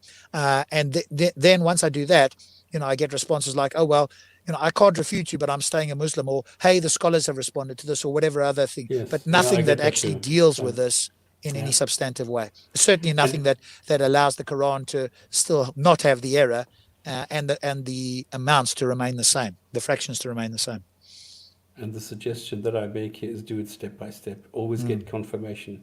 Exactly what you said. Okay, if it's 2/3, what is left? Give me a number. And start with the 9 oranges. Okay, if you take 3 away, how much are you left with? Step by step. Okay, 6. How many are you taking? 4. Okay, 2 are left. Now you give them. Now what? Step by step. They can't handle conceptualization. They can't handle abstract things. They can't do these things. So if you tell them there's a mathematical error, they immediately go, oh, this is Rain Man mathematics, because 1 and 1 is 2. Oh my God, that's too complicated. They can't do it. So you need to do it step by step. That's a reasonable position. That's not your assumption is this is somehow a mathematical error. It's not. It's a practical application of the verses that we have. Yeah, now remember what he said, right? I'm going to try and explain this to the best of my ability. And this is presumably the best of his ability, and it's entirely wrong. And I think, unfortunately, James wasn't strong enough. He did sort of respond to it, but not strong enough. Now he's a lot better at it, right? So this isn't a point against him, but it's more a case of strong enough to make it clear that you haven't refuted it, and actually use Hamza's words. So this is your own personal, subjective, unsubstantiated opinion, is it, Imran? And then he will say, no, but it's logic. So again, here's what the Quran says. So, and the scholars don't agree with you either. So whichever way you take, you're out on your own. So do you agree that this is just your unsubstantiated, subjective opinion, Imran? Right? And press the point the same way that Hamza does, because in fact, Hamza's point against James actually applies to Imran here. This is his entire subjective, unsubstantiated, I'll make this up in the moment thing, and I'm going to try and explain it. Well, you have attempted to, and you're entirely wrong. End of story. And this is exactly it. I'm explaining it like I'm explaining it to a 5-year-old. A 5-year-old will understand this, or 5th grade. Let's say a 5th grader. A 5th grader will understand this because they've done fractions. But he has a PhD. I mean, I can't get over this. Yeah, I get that. So for 1400 years, Muslims have been applying this without any problems. Okay. Now you have the problem, and I say it's your problem. No, they have had a problem for the last 1400 years. Well, look at the inheritance calculator. Look at Sharia. Sharia has made amends. There has been a problem with this for over 1,000 years. It's just that nobody has, like pushed it under your nose the way it is being made obvious to you at the moment, because it's always been Muslims who have realized that there's a problem. And they've just not crossed the red line. We crossed the red line. We show you the mistakes. And if you don't have any kind of refutation, if you don't have an answer, no response, well, that's not our mistake. That's your failure, not ours. Yeah, they've been correcting it for the last 1,000 years, and they've been contradicting the Quran. That's the actual state of affairs. It's not that Muslims haven't been able to deal with it. They've been able to deal with it and contradict the Quran. And then the simple question that just sends this into space is, which one do we take? Some scholarly or some human opinion, or the Quran? If you take the Quran, there's an error. If you take the human opinion, they can resolve the error. Which one do we take? Because they don't match. Now, which one do we have to take? And of course, I've done this and I've literally said that. And I don't know if you were on that one, Stops. We had that sort of, he's just a kid, whatever, but he still attempted to answer this, right? And I got him down to actually giving me the numbers. And I think this was really telling. Where I got that MStax guy to give me the numbers. He said, no, the scholars resolve this. I said, well, what is the scholar's number in a particular, I can't remember exactly what it was, but he said, it's 1/7 for the parents, each parent's gift. I said, what does the Quran say? Oh, it's 1/6. So I said, and you're saying the scholars explain the Quran. How? Because you have to get the numbers right. Otherwise, it sounds like it's a plausible answer. So we got down to 1/7, which is what the scholars say, explains 1/6. And I said it out loud like that to reveal the absurdity of that sort of response. And that's often a good way to do it as well, because people who are following, you and I, because we understand the verse, we've been through it and we've seen virtually every computation you can, we're very familiar with it. But people who aren't, we've got to remember, we've got to break it down so that we can demonstrate the absurdity such that nobody who's rational could possibly deny it. It's not my problem. I think it'll help to bring, because 20 minutes ago, or a few minutes ago, you asked me to provide evidence for the claim that this error was first. Yeah, that's what I want to hear that. So I'm going to read out kind of an article on it. Can I read it? Okay, sure. Can I see it, if you don't mind? Sure. Yeah, sure. It's from islamweb.net. Right. Okay. And it's on the shares of all in inheritance. Stop it there quickly, Stops. I think this is where James said that he was. I think this is where James said he's too charitable, and I think you and I would agree that bringing this up now is a way for them to look at something else and to take issue with that, because they haven't been able to deal with this at all. I mean, Inram's given his subjective, unsubstantiated, and completely mistaken opinion, and that didn't get anywhere. But I think, like you say, not to volunteer information and not make claims unless we've already got it ready, because they will dodge responding to the claims or backing up their claims. But the moment they hear a claim from you, they are fine-tuned to ask for the evidence, so it gives them breathing room and they don't have to give up the claim. This is all, chess match. Unfortunately, you and I and others know the game now. And, we are well familiar with the rules, so we sit down for a game of chess, and we're not beginners at this. We may not know every single chess move opening, because, we know the game and we know the tactics that will be involved. Second. There is no... Your response is closer to the Shia view, and the Shia view isn't actually supported well by the text, and I can explain why. James, the beginning of the answer is there is no hadith reported from the Prophet ﷺ on this. Yeah, that's what I claimed, yes. All right, so what's your point? I claim that this error was first discovered after Muhammad had died, and it says that... So what you're saying is, while Muhammad was alive, everyone was doing this inheritance no problem? No. Yes. No. This event had not come up because families where there were only daughters were rare in society at that time, because people used to... Okay, I wouldn't go to this level. I wouldn't even explain this. I would just say, look, I don't care. It doesn't matter. You only look at the text in the Quran, and it doesn't matter whether the people at the time knew what to do with it. It is going against the Quran, and that's how easy it is. No. Until they had a son. No. Most families at that time had Pre-Islam. Well, Islam ended that. Yeah, but how many new families will have Had daughters. How many new families will have had kind of in 23 years? In 23 years. And then you need kind of the father. How many wives did they have? Depends. Okay, just stop it there. Stop. You can take a quick break there.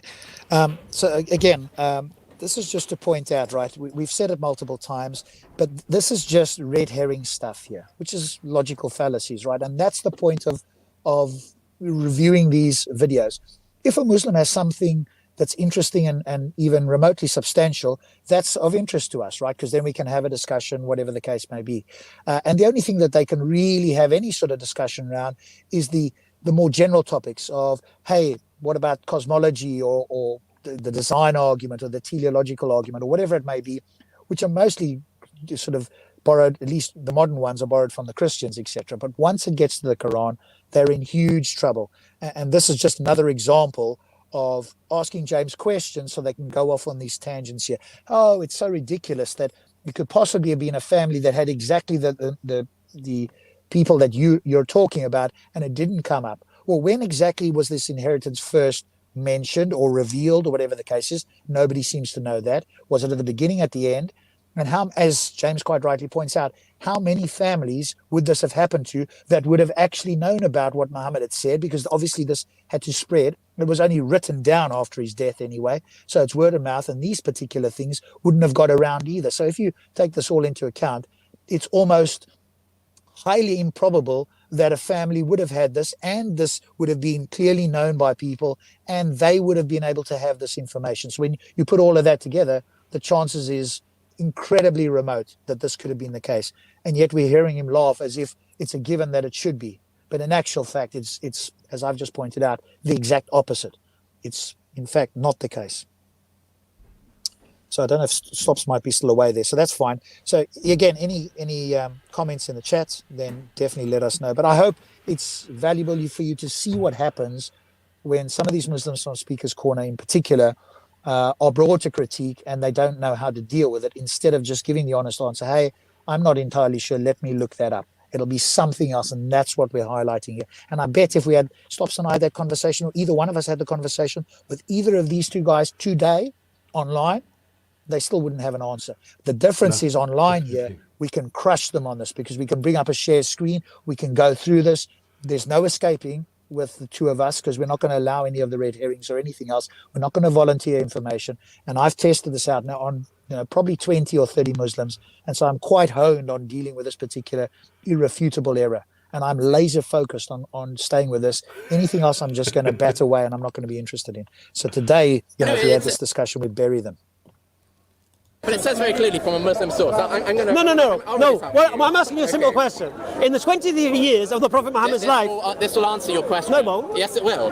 There is no hadith reported from the Prophet that indicates that he applied all, which means that the shares of inheritors exceed the whole of the inheritance, regarding the issues of inheritance. Right, who's saying... So the shares of the inheritance exceeding the whole inheritance is exactly the problem that I'm bringing. Right. Okay? So there are no hadith that records that this occurred, right, or he mentioned it at any point. True, but let's continue. Okay. Absence of evidence, not evidence of absence. Oh, really? What does that have to do with it? When it suits you, that's the case. Yeah. He's just told you there's no mentioned hadith, and you want to claim that that you were laughing earlier as if it's a given, and I've explained why it's likely not a given. In fact, it's exactly the opposite. And James has corroborated that now with the report that there were no hadiths. And now you want to claim, oh, well, it's not impossible. However, he urged us to act... Go on, that's fine, stop. According to the Sunnah of the rightly guided caliphs, and stated that the Sunnah and the consensus of scholars are sources of legislation, saying, you must follow my Sunnah and that of the rightly guided caliphs, abide by it and hold on tight to it, as if with your molar teeth. Abu Dawud, Tawafi, Tamifi. So what do you think this is saying? And sorry, let me continue a bit more.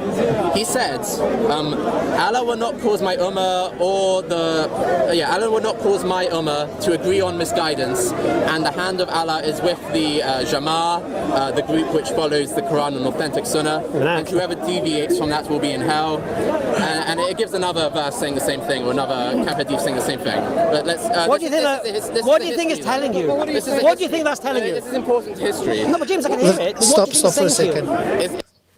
The fact that he's asking that question tells us straight away that he doesn't even realize how devastating this verse is, this inheritance error. The fact that he's trying to make the point that there's, the Sahaba after Muhammad can make decisions and you've got to follow them.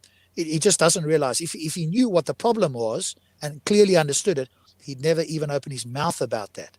He's now just putting his second foot into his mouth about this. And really, because he's ignorant of how problematic this inheritance verse is. So you've got to notice sometimes when somebody puts out a question, thinks, why are they doing this? If they knew what they were talking about, they wouldn't bring this up. It's just either irrelevant or it actually works against them, and they don't even realize it. Why did you mark this? Sorry, that wasn't me. I pushed it by accident. It's going to tell me that this problem was not known about or dealt with or arised or fully dealt with. No. Yes, this is. Shall I tell you what it tells me? Good evidence. Shall I tell you what it tells me? All was applied by the rightly guided Caliph Umar and the companions during his time agreed with that. And all was applied by the rightly guided Caliph Umar and the companions during his time agreed with that. However, Ibn Abbas held another opinion after the death of Umar, an opinion that has become nearly obsolete. This is kind of similar to what you were proposing. He's the one who's saying that it should be relative, like each person gets sort of sequentially give away what remains for each person. Okay. I never said that. It sounded like you were saying that. So my apologies. Okay. So Ibn Qudama said in Al-Mughni, the opinion of applying all has been adopted by all Muslim scholars except Ibn Abbas and a small group that held another opinion. We do not know at the present time anyone who adopts the opinion of Ibn Abbas. We do not know of any disagreement among the jurists of the Islamic states regarding applying all. All perfect praise to be to Allah. And who's saying that? That's from Ibn Qudama. Who's he? I actually don't know. Oh, right. But you don't know? He's a scholar, I guess. Scholar of what? If you disagree with what he's saying, then bring evidence. But Okay, but the other, stop it there for a moment. I think the one good thing that James is bringing up here is this was at close to the time, or supposedly close to the time, after Muhammad's death, right? These were the people closest to him, and there was almost entirely consensus about using awal, which is reducing the portion sizes.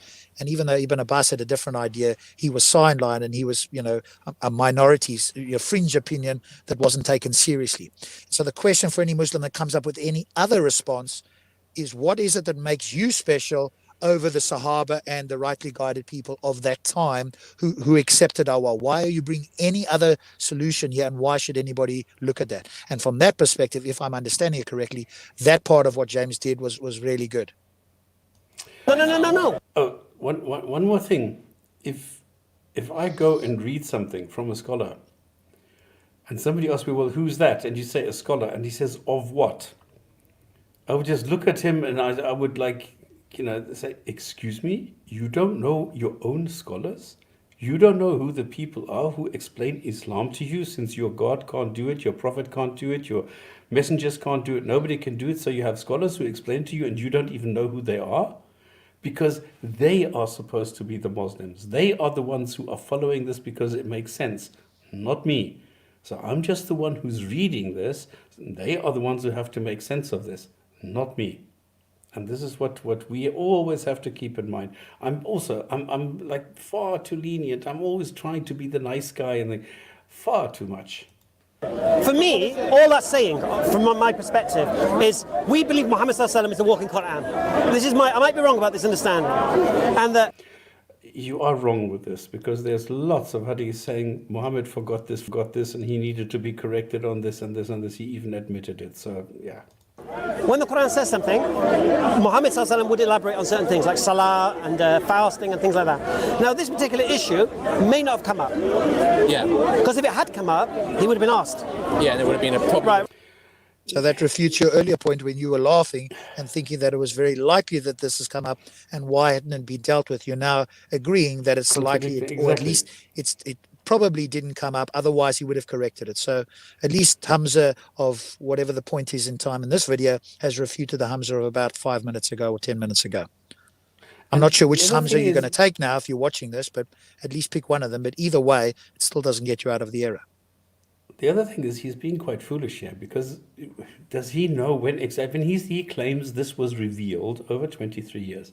If this was revealed in the year 22, what is, or after 22 years, in the year 631, for example, if this was in 632 and 631, how likely is it that this case of inheritance would have happened within this last half or 1 or 2 years or whatever? Very I mentioned unlikely. that, Stops. When you took a quick break there, I was mentioning that. But even if it happened right in the beginning, right, we don't know when this inheritance error was actually revealed in sequence, right? No, but that's fine. But even if it was early on, the probability of it likely happening, because it still had to spread throughout the land. People had to understand it was still word of mouth at that stage. People then had to have that scenario and be aware of this or go and find somebody. So the likelihood that this actually happened in his lifetime is incredibly low, because the books weren't even fully collated until after his death. So it's exactly the opposite of the claim that they're making. And now he's kind of agreeing. So we came to the conclusion independently, so it's good, Right. So just because the Prophet Muhammad has never encountered this situation, it doesn't mean there's a problem with it. Yes, it does. According to your own reasoning, absolutely it does. Because you're just saying he would have commented on it. And if it hadn't happened, how can he comment on it? So you are actually breaking your own leg here. It just means the Khalis solved the problem. The problem, they which is what solved the problem. No, well, they solved it in the sense that they corrected the Quran. If that's what you mean by solve the problem, sure. But now the question becomes, as a Muslim, who do you follow? Those that correct the Quran, or the irrefutable or immutable or inerrant Quran? Which one are you going to take? Because they are different. Exactly. That's the point you need to drive home, that nobody who understands English can possibly escape from. And then insist on an answer. Had to fix the Quran. No. Yes. No, what are they doing? They're not fixing the Quran. One second. If they fixed the Quran, why didn't they change it? Oh, look, he's getting angry now. Why didn't they change it? Exactly. They should have changed it. This is why they're now starting to change it. Well, they didn't change the word. I mean, that's a silly question to ask. Why didn't they change it? Because they believed it came from God, and they only found this out afterwards, and now they had to scramble to come up with some solution. That's why. I mean, it's like straightforwardly obvious. They applied. They did something that's why different not? from what because the word didn't said. You say? They're doing something James, that's different from what the words say. Didn't you say Ummah did this? Yeah. And then after Ummah came Uthman. And you believe Uthman put the Quran together? Maybe. Do you believe that Wiki Islam believes that? I don't believe every single thing written on Wiki Islam. So why didn't they change the Quran to correct it? Because they. No, obviously you stopped there, Stops?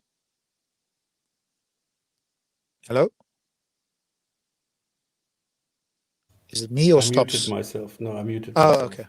Because I wanted to say, don't allow somebody to shift the burden of proof onto you. Don't allow this. This is exactly what he's doing.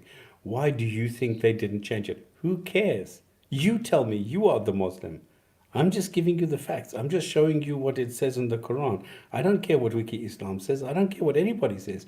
I'm just giving you the facts that you see in the Quran. Don't ask me to verify your point. You could actually go back as well with, this is what the Quran says. Are you asking me for my subjective personal opinion, or just let's look at the Quran? Because my opinion apparently doesn't count for much. So why are you asking? So that you can knock down some straw man that you think is irrelevant? Stick with the Quran and deal with that. That's what the Quran says, as you pointed out, Stops. And that's the only thing we need to talk about. I'm not interested in what people thought or what the speculation is. You speculate even more than I do, and you make it sound as if you know what you're talking about and that you have some actual evidence and knowledge on this. And I've yet to see any of that. But it's all speculation. But let's go to the Quran, which I'm sure you agree, Hamza and Imran, is not speculation by your lights. Yeah. And this is the point, okay? Muhammad, surrounded by Jews, pagans, Christians, all of a sudden comes up with a revelation from God, which copy and distort stories from these people. Yeah, real prophet. And this is it. He's just copying these people who wrote the Quran are just copying left, right, and center from other people. They're just trying to show off. And that's all. They didn't realize what they were doing. They didn't think this through. That nobody checked this and said, does it really apply? There's no quality control here. That would be admitting that the Quran is a work of man. They want to maintain. They want to maintain this delusion. They want to maintain this delusion to have their power structure. Or big conspiracy. Yeah, big conspiracy. Well, yeah, it's an incentive. What you were asking about earlier, it's an incentive. But anyway, let me get to the juicy part. The cause of all first presented itself during the time of the rightly guided Caliph Umar ibn Khattab. It was stated in Al-Mawsu al-Fiqhiyah. The first case of all was for a woman who died and left behind a husband and 2 sisters. This occurred during the beginning of the Caliphate of Umar. He consulted the companions and said, "By Allah, I do not know which of you comes first and which comes next. If I start with the husband and give him his right in full, the 2 sisters will not take their right in full. And if I start with the 2 sisters and give them their right in full, the husband will not take his right in full." According to the most recognized accounts, Al-Abbas ibn Abdul Muttalib suggested he could apply all. Other accounts have it that it was Ali ibn Talib or Zayd ibn Thabit. It was narrated that Al-Abbas said, "O leader of the believers, tell me, if a man passed away and left 6 dirhams and he owed 3 dirhams to one man and 4 to another, what would you do? Would you not make the wealth into 7 parts?" He said, "Yes." Upon this, Al-Abbas said, "It is the same thing." Thus Umar applied the principle of all. Okay? So what's the problem? The problem is They're not following at all, right? The penny hasn't dropped yet. The penny hasn't dropped. And I see Abbas is joining now. I wonder Yes, if he's going joined to in have now something because to the say. linguistic miracles are not going to save you here. Oh my God. is that basically that relegates Allah to the position of a debtor who cannot pay his debts and is giving out more than he should. Okay, because if you promise more, what he's saying is that like if a person dies and he owes debts and there isn't enough to go around, then you divide it into shares and give each person reduce each person's share proportionately. The person who dies with more debts than he can pay has done something wrong. Yes. This means that the Quran, or Muhammad, the actual author of the Quran, did something wrong because he gave away more shares than could be accounted for without realizing it. And if this is not the case, like why would the hyper-intelligent creator of the universe write a legal system in his perfect book, which is the perfect word of mankind, and not mention, by the way, this doesn't work in several circumstances. In that case, treat it like a debt and reduce each share proportionately. Why did he not do that? It's because stop as well. Stops. That's a great point, right? So he's explained it out there. But the other question to ask is, why would the guy that did it, I don't remember his name there specifically, why would he need to go and change it? If this book was perfect, he just follows the book, right? So Umar, two questions. Why is it, what James has asked, and also why is it that the scholars or the Sahaba had to sort of have a council about this and then work something out, and per that what James was reading, have to make a change? Why would that be necessary? I wonder whether he still maintains that Muhammad wrote the Quran. Who? Explanation. James.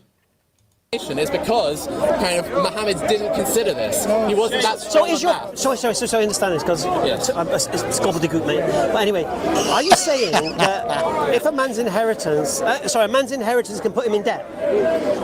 Oh my God! I mean, no. Okay. Are you saying? He doesn't. Are you saying that a man? I mean, come on. No, please. No, he's not. He He's not has following. just explained it. He has just explained the different cases. He has explained that the debt analogy is the same as the other one, and this is why you need to apply this awal to reduce the shares proportionately, the same as what you do with the debt. He did not say that there is a debt and then there is some more. What the hell is going on in the brains of these people?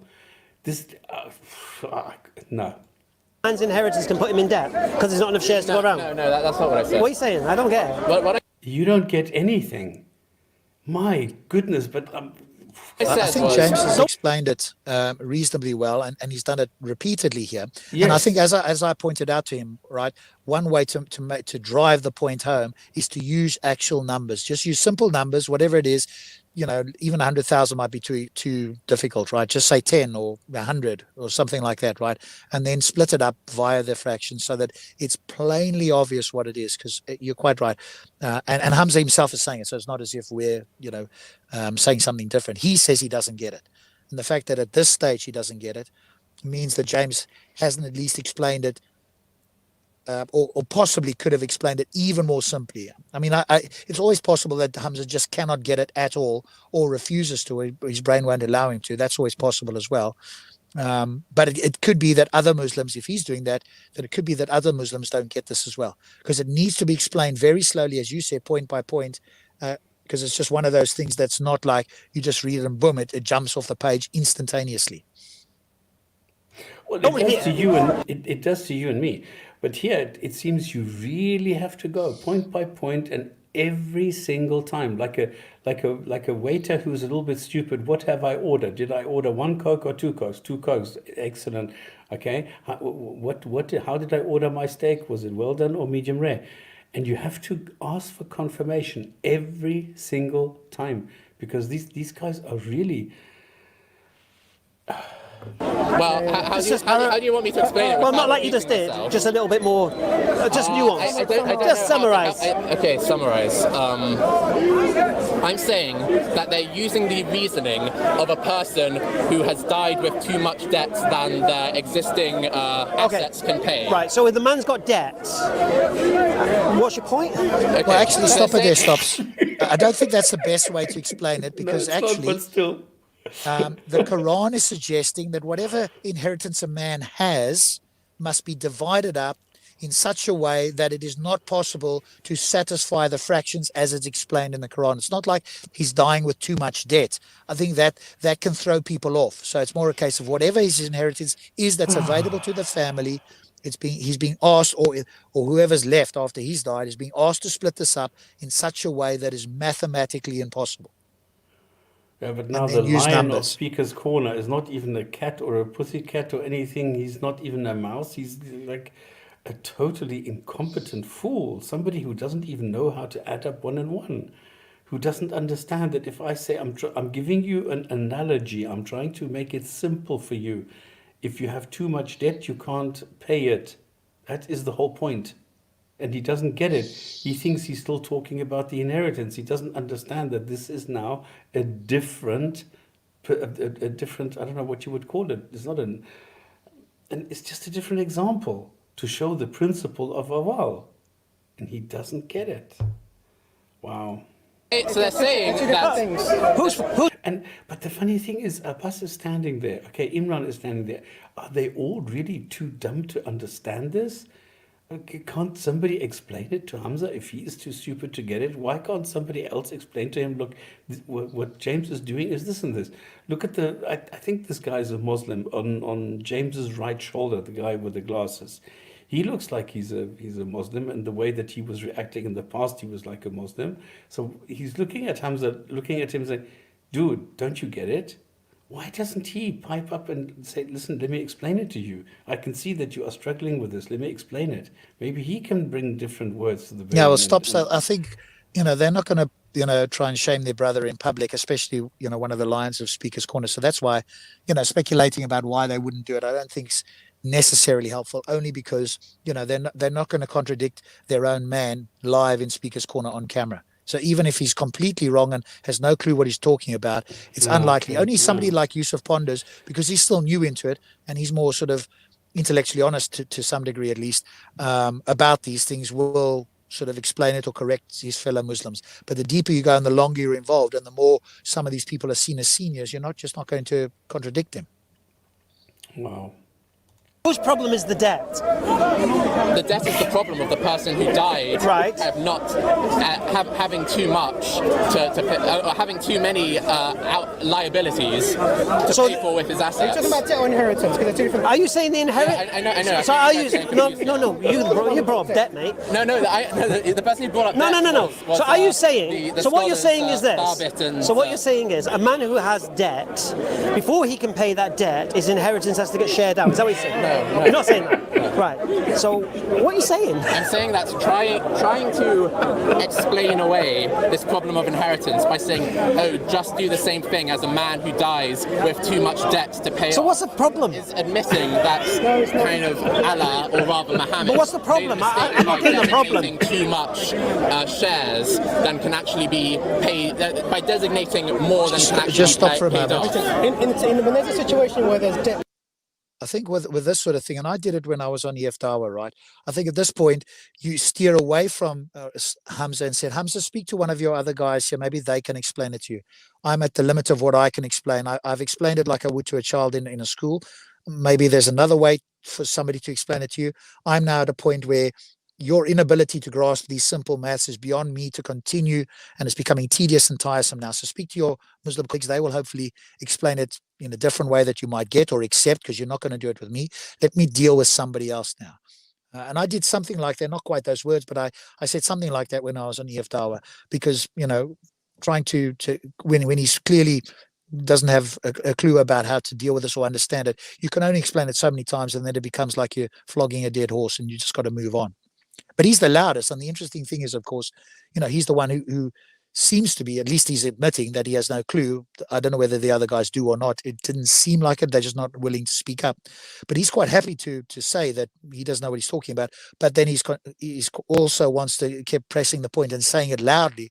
I'd kind of go, okay, I don't know, let me listen in, or whatever the case is. I wouldn't want to kind of embarrass myself or whatever the case is. But he doesn't seem to be too concerned with that. I've recovered.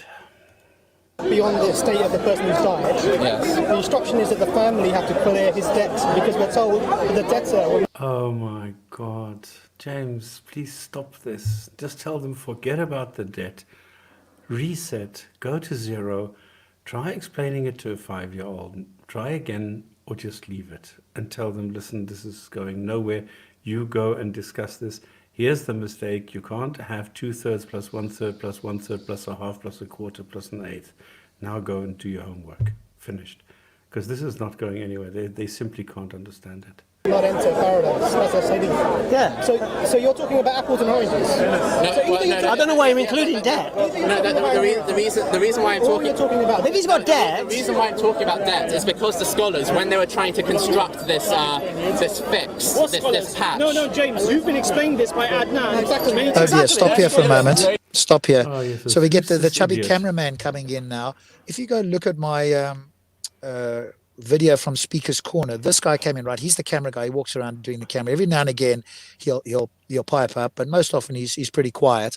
And his thing, he made such an incredible fool of himself when he originally did this with James. Ask him, how many tafsirs have you read? James said 3 or 4 or whatever the number was.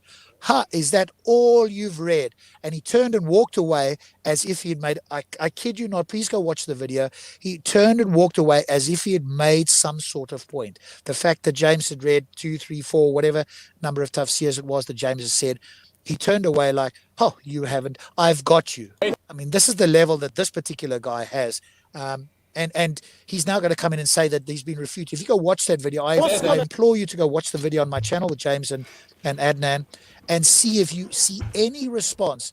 At least they listened to whatever degree they didn't understand, or whatever the case is. Adnan and the chubby fellow here that comes in right at the end didn't understand it, didn't even attempt to deal with the actual numbers. Go watch the video for yourself, I implore you. What scholars? Please go away. James. Please go away. Why are you worried, James? No. Why are you worried, James? Yeah, because all that you're going to do is ask, how many tafsir have you read? That's what you're going to do. There you go. I won't embarrass you again. I won't embarrass you again. Don't get worried. I won't embarrass you again. Look, James has been exposed as a hyperskeptic. As many times. Completely. James, as I said, you're just going to bring down the tone of the debate and talk about nonsense. Adnan, why are you worried? Okay. I mean, you're jumping into insults already, but don't worry, James. I won't lower myself to your level. My point is, James, you've been explained this many times here. And keep asking. What you're doing is you're not accepting it. Now, the fact of the matter is, a minute ago, you quoted someone and you don't even know who you quoted. When Hamza asked you, who is this person, you said, I don't know. I don't know about that. No, but Stop there. This is the intellectual dishonesty now of at least this chubby guy, and possibly even Hamza, but certainly this chubby guy, right? To highlight a red herring and then bring that up as if in any way that relates to, or is in any remote way a rebuttal to what the main argument is. I'm sorry, this is not even disingenuous. This is simply utterly dishonest from this chubby guy. If I ever see this guy or speak to him again, I'll remind him of this dishonesty and his utter ignorance on this, because this now is beyond the pale. The other guys, whatever they're doing. People are ignorant, whatever. We're all ignorant to some degree, I guess. And Hamza on this just can't add basic maths or understand it. But this guy is taking it to a different level. And so just listening to the complete red herrings, the complete irrelevance here, and then going to say as if he's made a point. He's used to doing this. So he's totally, what's the word that I can use that's sort of not terrible? He's just totally inequipped. It's like he's the pigeon that comes and shits on the chessboard and then flies away as if he's made a legitimate move on the chessboard. How do you know that guy's not wrong? Okay, let me address this first of all. Let me address this first of all. Let's go point by point. All I'm doing is presenting the Orthodox Sunni consensus. That's what I'm doing. If you have a problem with the Orthodox Sunni consensus, then go become a Shia or a Quranist or something. Because I'm representing the Orthodox Sunni consensus. Does this guy ever stop talking? No, he just thinks if he opens his mouth and utters some verbiage that comes out of the mouth, he's saying something. It's his level of introspection and self-awareness is completely non-existent. Wow. You're just like muddying the water here. You're polluting. You're just doing like you're getting scared, and I haven't even said anything yet. Because you aren't going to bring any you're right. logic. No, okay, prove me wrong, please. Bring some logic. What was established, right? Bring some logic that actually relates to an inheritance. Muhammad Sallallahu had no motive to lie. How many no motive to lie, and he had no capacity to carry out the lie. First of all, but stop there. Shit, I don't know which one to listen to now. Because now I don't know whether to listen to Hamza or whether to listen to James. I have no idea which one is more interesting now. Which one are you listening to? I was just listening to Hamza explain to Abbas about, me too. About Muhammad not lying. Prophet not being a liar, as if that somehow means that he can't be mistaken. I mean, that's just another. I mean, I wish we could. Maybe next time we go through this, and I'll write down on a pencil and then give a tally at the end of how many logical fallacies is brought up in an argument. And we'll name them and explain it. Yeah, so we'll name the argument. Don't put words in my mouth. I hope you prove me wrong. So my point is, James, you said the scholars had to work this out. What scholars? I'll read this out again then. Oh, no. Please, James. Don't do this. Don't do that. You want to know? Stop. James. I asked who'd said this. Oh, James is going to read it out. No. I don't want you to actually answer my question. Is this in any way remotely honest? This babbling chubby fellow on the side here is just saying some verbiage, and then he's literally going to pat himself. No, he's not going to physically do it, but he's going to walk away as if he's had a substantial response. This tells you the level of some people's brain power. But this is really literally verbal diarrhea. I mean, he doesn't stop it. You want to know the scholars? This is from Islam Web, and it relates the sound position of the Sunni Orthodox. Sunni. I'm going to call it Sunni. Oh, I don't care. You can cry about it if you want. I don't care. You're just being kind of annoying. Nicely said. Exactly. He's being very charitable when he's saying he's annoying. Talking about the actual logic. All you're trying to do is cast doubt on my credibility. One second. Nav. Just use logic, please. Use logic, please. This is all I'll ask you, Hamza, because he seems to be trembling at my question. We're just bored and tedious with your incessant rambling. This is another tactic I've seen them do.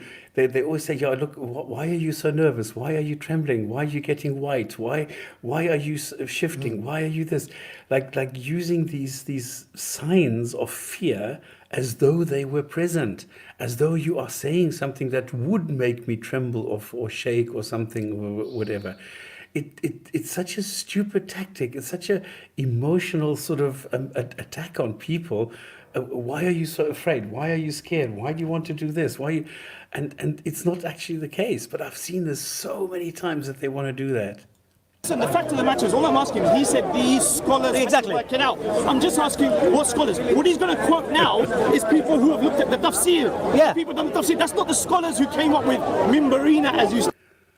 It's not even Mimbaria he's talking about. He's talking about a while. You come late. He actually quoted the people that came up with the original idea. So you come late to the party, babble like an incessant child, and then misrepresent what he says as if you're saying something substantive.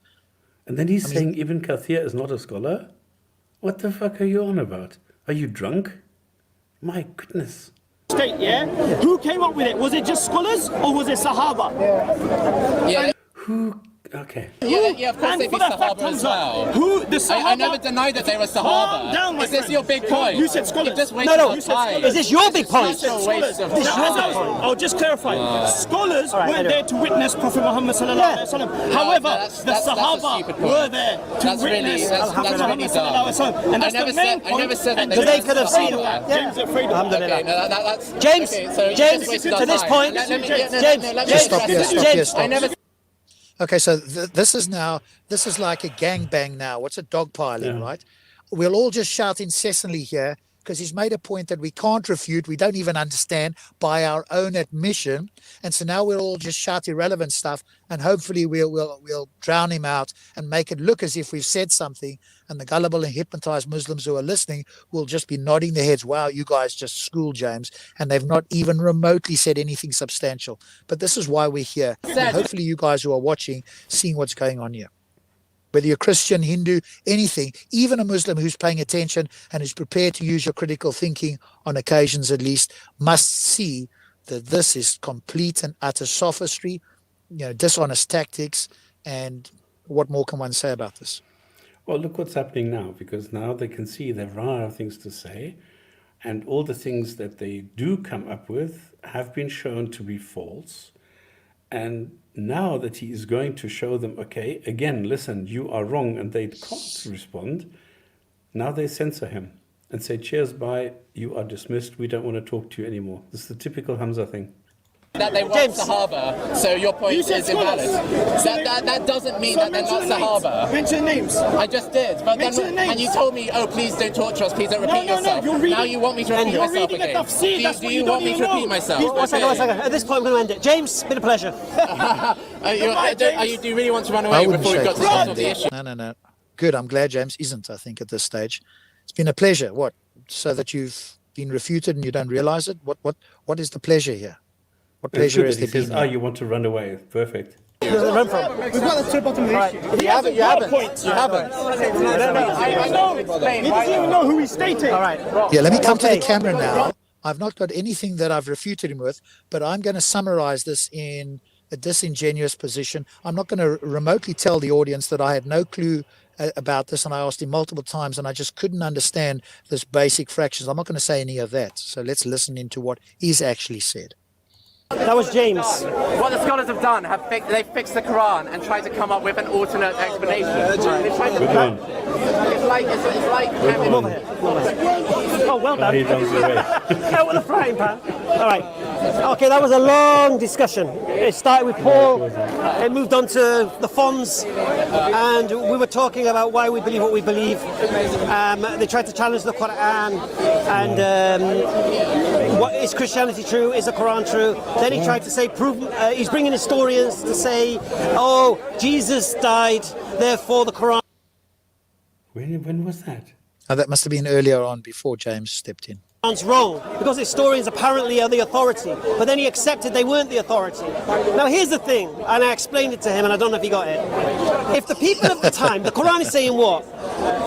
The people thought Jesus died. So if the people think Jesus died, what are they going to be saying? Jesus died. What are the historians going to be reporting? Jesus died. They were saying. But well, let him finish, Stops, because this is irrelevant to but the even James this thing. is not true. I mean, what he's saying now is totally untrue. Yeah, that's a separate point, but this is not relevant Jesus to died. James. So even if you bring me 20 historians saying the people in the time of Jesus believed he died, I would say, well, that's what the Quran says. They believed he died. He says a nonsense. But then what I explain, say, look, my belief is solid. All right. I believe the Qur'an is the word of Allah. I believe Muhammad sallallahu alaihi wasallam is a messenger of Allah. If what you've got doesn't reconcile with that, I'll throw it away. You want me to listen to what you've got to say?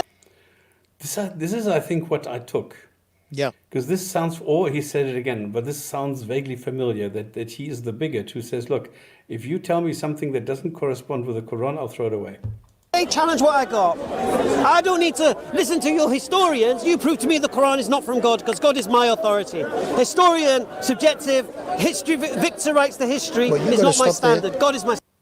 You've got to demonstrate the Quran is true. You're taking it as a presupposition. That's fine. You take whatever precept you want, but you've got to demonstrate to the rest of us the Quran is true. We don't have to demonstrate it's false, but we can do it. And James did a great job there anyway. But it's your job to show that it is in fact true. I know you want to shift the burden and dance around that, but people like myself and Stops and others are not going to allow that to happen. We're just going to keep asking for the evidence that Muhammad was a prophet or that the Quran came from God, and we're going to wait for you to attempt to do that.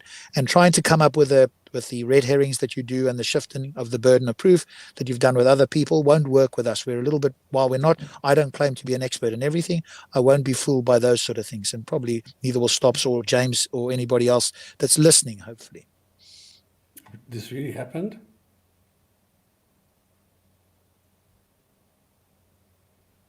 I don't know. Maybe there is. I'm not sure.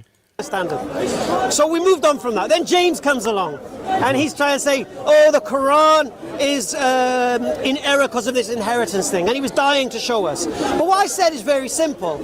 I believe Muhammad, peace and blessings be upon him, is a messenger of God. I believe that. Now, if you don't believe that, then you claim he lied about that. So we asked James. That is assuming that you believe that Muhammad wrote the Quran. But I thought you believed that God wrote the Quran and Muhammad is just the messenger who's just parroting whatever he's being told. But for multiple time now, even if we accept that Muhammad was a truthful guy and never lied, that doesn't mean that he can't be mistaken. One does not mean the other. It doesn't mean that one of those is, they're not mutually exclusive. And you never address James's error. You didn't even understand it, let alone address it. But this is not new. You didn't even know what the Euthyphro dilemma was, and you've been doing this for apparently for 18 or 19 years. I mean, if you've been doing this for 2 or 3 years, you would have come across the Euthyphro dilemma by somebody who's a non-believer. In fact, you didn't know that, or this particular error, or probably many other things. Doesn't say that you've learned much over these 18 years. But the fact that you're ignorant is what you should be telling the camera. Now, hey, I had no clue what he was saying here, and I just listened in. I'm not sure I believe it, but I'm going to go research, and I'll come back and tell you, what I think or what the scholars think or whatever the else is. But he makes it like you said. Go on. How can he say that Muhammad wrote the Quran? Well, that's his claim, right? I mean, obviously, well, not wrote it, but I guess what he means is authored it, as in like he's the source of the Quran. But again, he's got to demonstrate that, right? He can't be. He just said he's contradicting himself. He says that God authored the Quran. Muhammad is just the repetitor, the parrot. Yeah, but I mean, he's illiterate. He doesn't know anything. He can't read it. He can't do anything. He's just the one who's repeating the lines being fed to him by his God. And now he's saying, well, no, Muhammad is the one who gave it to us. I don't know. You need to make up your mind, man. What was Muhammad Sallallahu motive to lie? What was he looking to gain? You can claim money, power. No, he was just ignorant. He explained it to you. wealth. Okay, we make your claims, but then we need to ask, when we look at the life of Muhammad sallallahu alaihi wasallam, did he live a powerful life? Did he live in palaces? Did he walk around in gold robes? No, he slept on the floor. His rolls were bare. He died penniless. Subhanallah Adim. His wives would complain, oh, why do we live like this? You're the... Subhanallah Adim. So if we're trying to say this man is a liar, then he needs to have motive, and if his motive is to be a charlatan and to gain power and wealth, and he became king of Arabia, then why did he not employ that? Why did he not demonstrate that? Why, when people stood up when he came in the room, he said, no, don't stand when I enter the room like the Persians do. He was humble. So when we look at this, you're trying to give me reasons he lied, you can't give me one reason why he lied. And then I asked James, how did he lie? How did he come up with this Qur'an? How did this illiterate man in the desert 1400 years ago reveal this book for 23 years? How could he follow through with the lie? You've got two options. Your claim is what? That Muhammad somehow memorized the texts of the Christians, not just the Bible, but the Apocrypha, and the texts of the Jews, and not just the text of the Jews, but the oral tradition of the Jews. And then what he did, in his mind, rehashed it all, changed it all, and then over 23 years revealed it. And he was illiterate. That tells you he doesn't have the capacity to do that. Impossible. And then the next one is he had a teacher, a secret guy who he was meeting, who was telling him these things. We have no evidence of this. For 23 years he revealed his message. We have no evidence going to meet this person, going to meet that person. His enemies never made this claim about him. They never said he's getting it from here and he's getting it from there. This is a new claim. So what we demonstrated with James was, one, Muhammad sallallahu alaihi wasallam didn't have the motive to lie, nor the capacity to. And then he went to this Rain Man flipping mathematic inheritance, whatever. I had no clue. Which I will Right, look let's at. stop it there. And inshallah we'll put a... And the high tide in Bournemouth will be at 6 o'clock. What is the point of this? It's probably one of the worst straw men type of completions I've ever seen. And, you know, the fact that he acknowledges his own ignorance, but doesn't acknowledge that he's going to go look this up or deal with it. Hijab was the only one that attempted to, that I've seen in the park. There might have been somebody else, I'm not sure. But Hijab is the only one that I've seen that at least attempted to do it. You know, he made sort of the same mess as the Sahaba and the early quote-unquote scholars and followers, etc. But at least that's an attempt. You know, contradicts the Quran, which is hugely problematic. The rest of the guys didn't even do it. You know, so Imran gave his own personal opinion, which was subjective and completely wrong, and Hamza demonstrated out of his own mouth that it was Rain Man stuff, this basic fractions, and didn't understand the point that was being made at all. And I think I'm going to, again, you know, I suppose let me finish off and then stop so you can bring it home. No, I can't. The point I can't of doing add this, anything. well, I think the point of us, Stops and I doing these, is to reveal this, right? We think Islam is bankrupt. All we have to do is appeal to the Quran. James did a great example here. Stops and I are, you know, can also present this to any Muslim in the world, anyone, we're happy to do this. We'll walk it through like a child.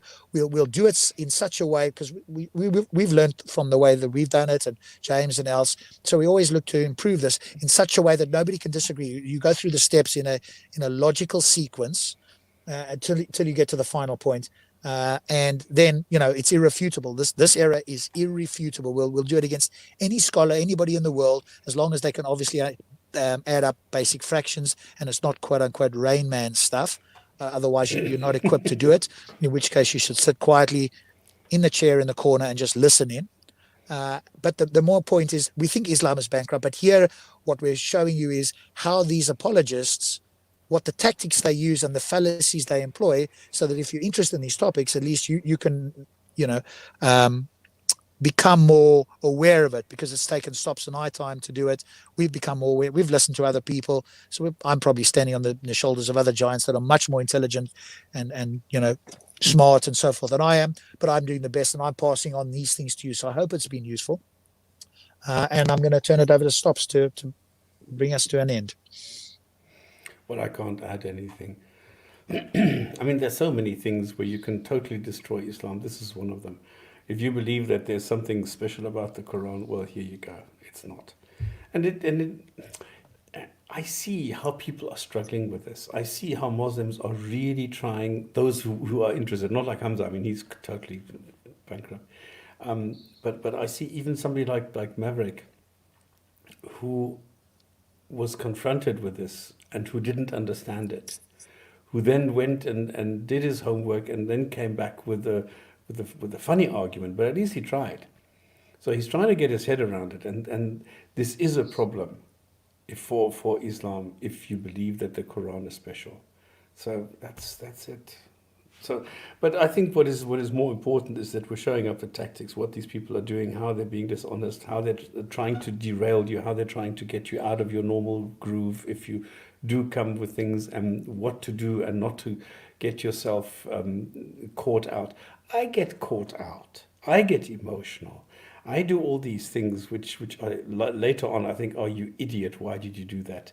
So, sure, it happens, and this is how you learn. Yeah, and I think that's the thing, right?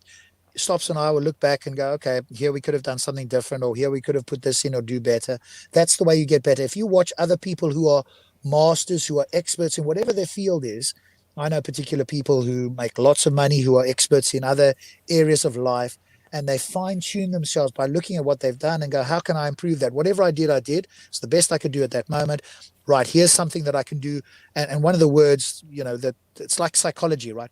How I can do something even better next time. It's a great phrase, that, because it presupposes that you did a good job and you can do even better. The worst thing you can do is say, oh, I was complete shit, I was an utter, because it breaks yourself down. You don't have to pretend that you were the world's best. You did the best you can do. Even Hamza attempts to do this, I think, obviously employs fallacious reasoning. Hey, I can only win or I can learn. Well, that's a false dichotomy. You either win or learn, or you learn or you teach. Those are true dichotomies. But then doesn't, of course, present that to his opponents, right? They all get rinsed and schooled and everything else, right? So that's the sort of stuff that we're dealing with. Somebody who uses false dichotomies, who uses special pleading, who's uncharitable to his interlocutors, because they James can't lose, he can only learn, if we go with Hamza's flawed, dichotomous logic. But even that's not the case, right? Everybody's schooled or rinsed or whatever the case is. So I think, on that note, I think we'll bring it to a close. Keep your eyes out, keep watching. If there's videos that you'd like us to critique, then we'll look to do that.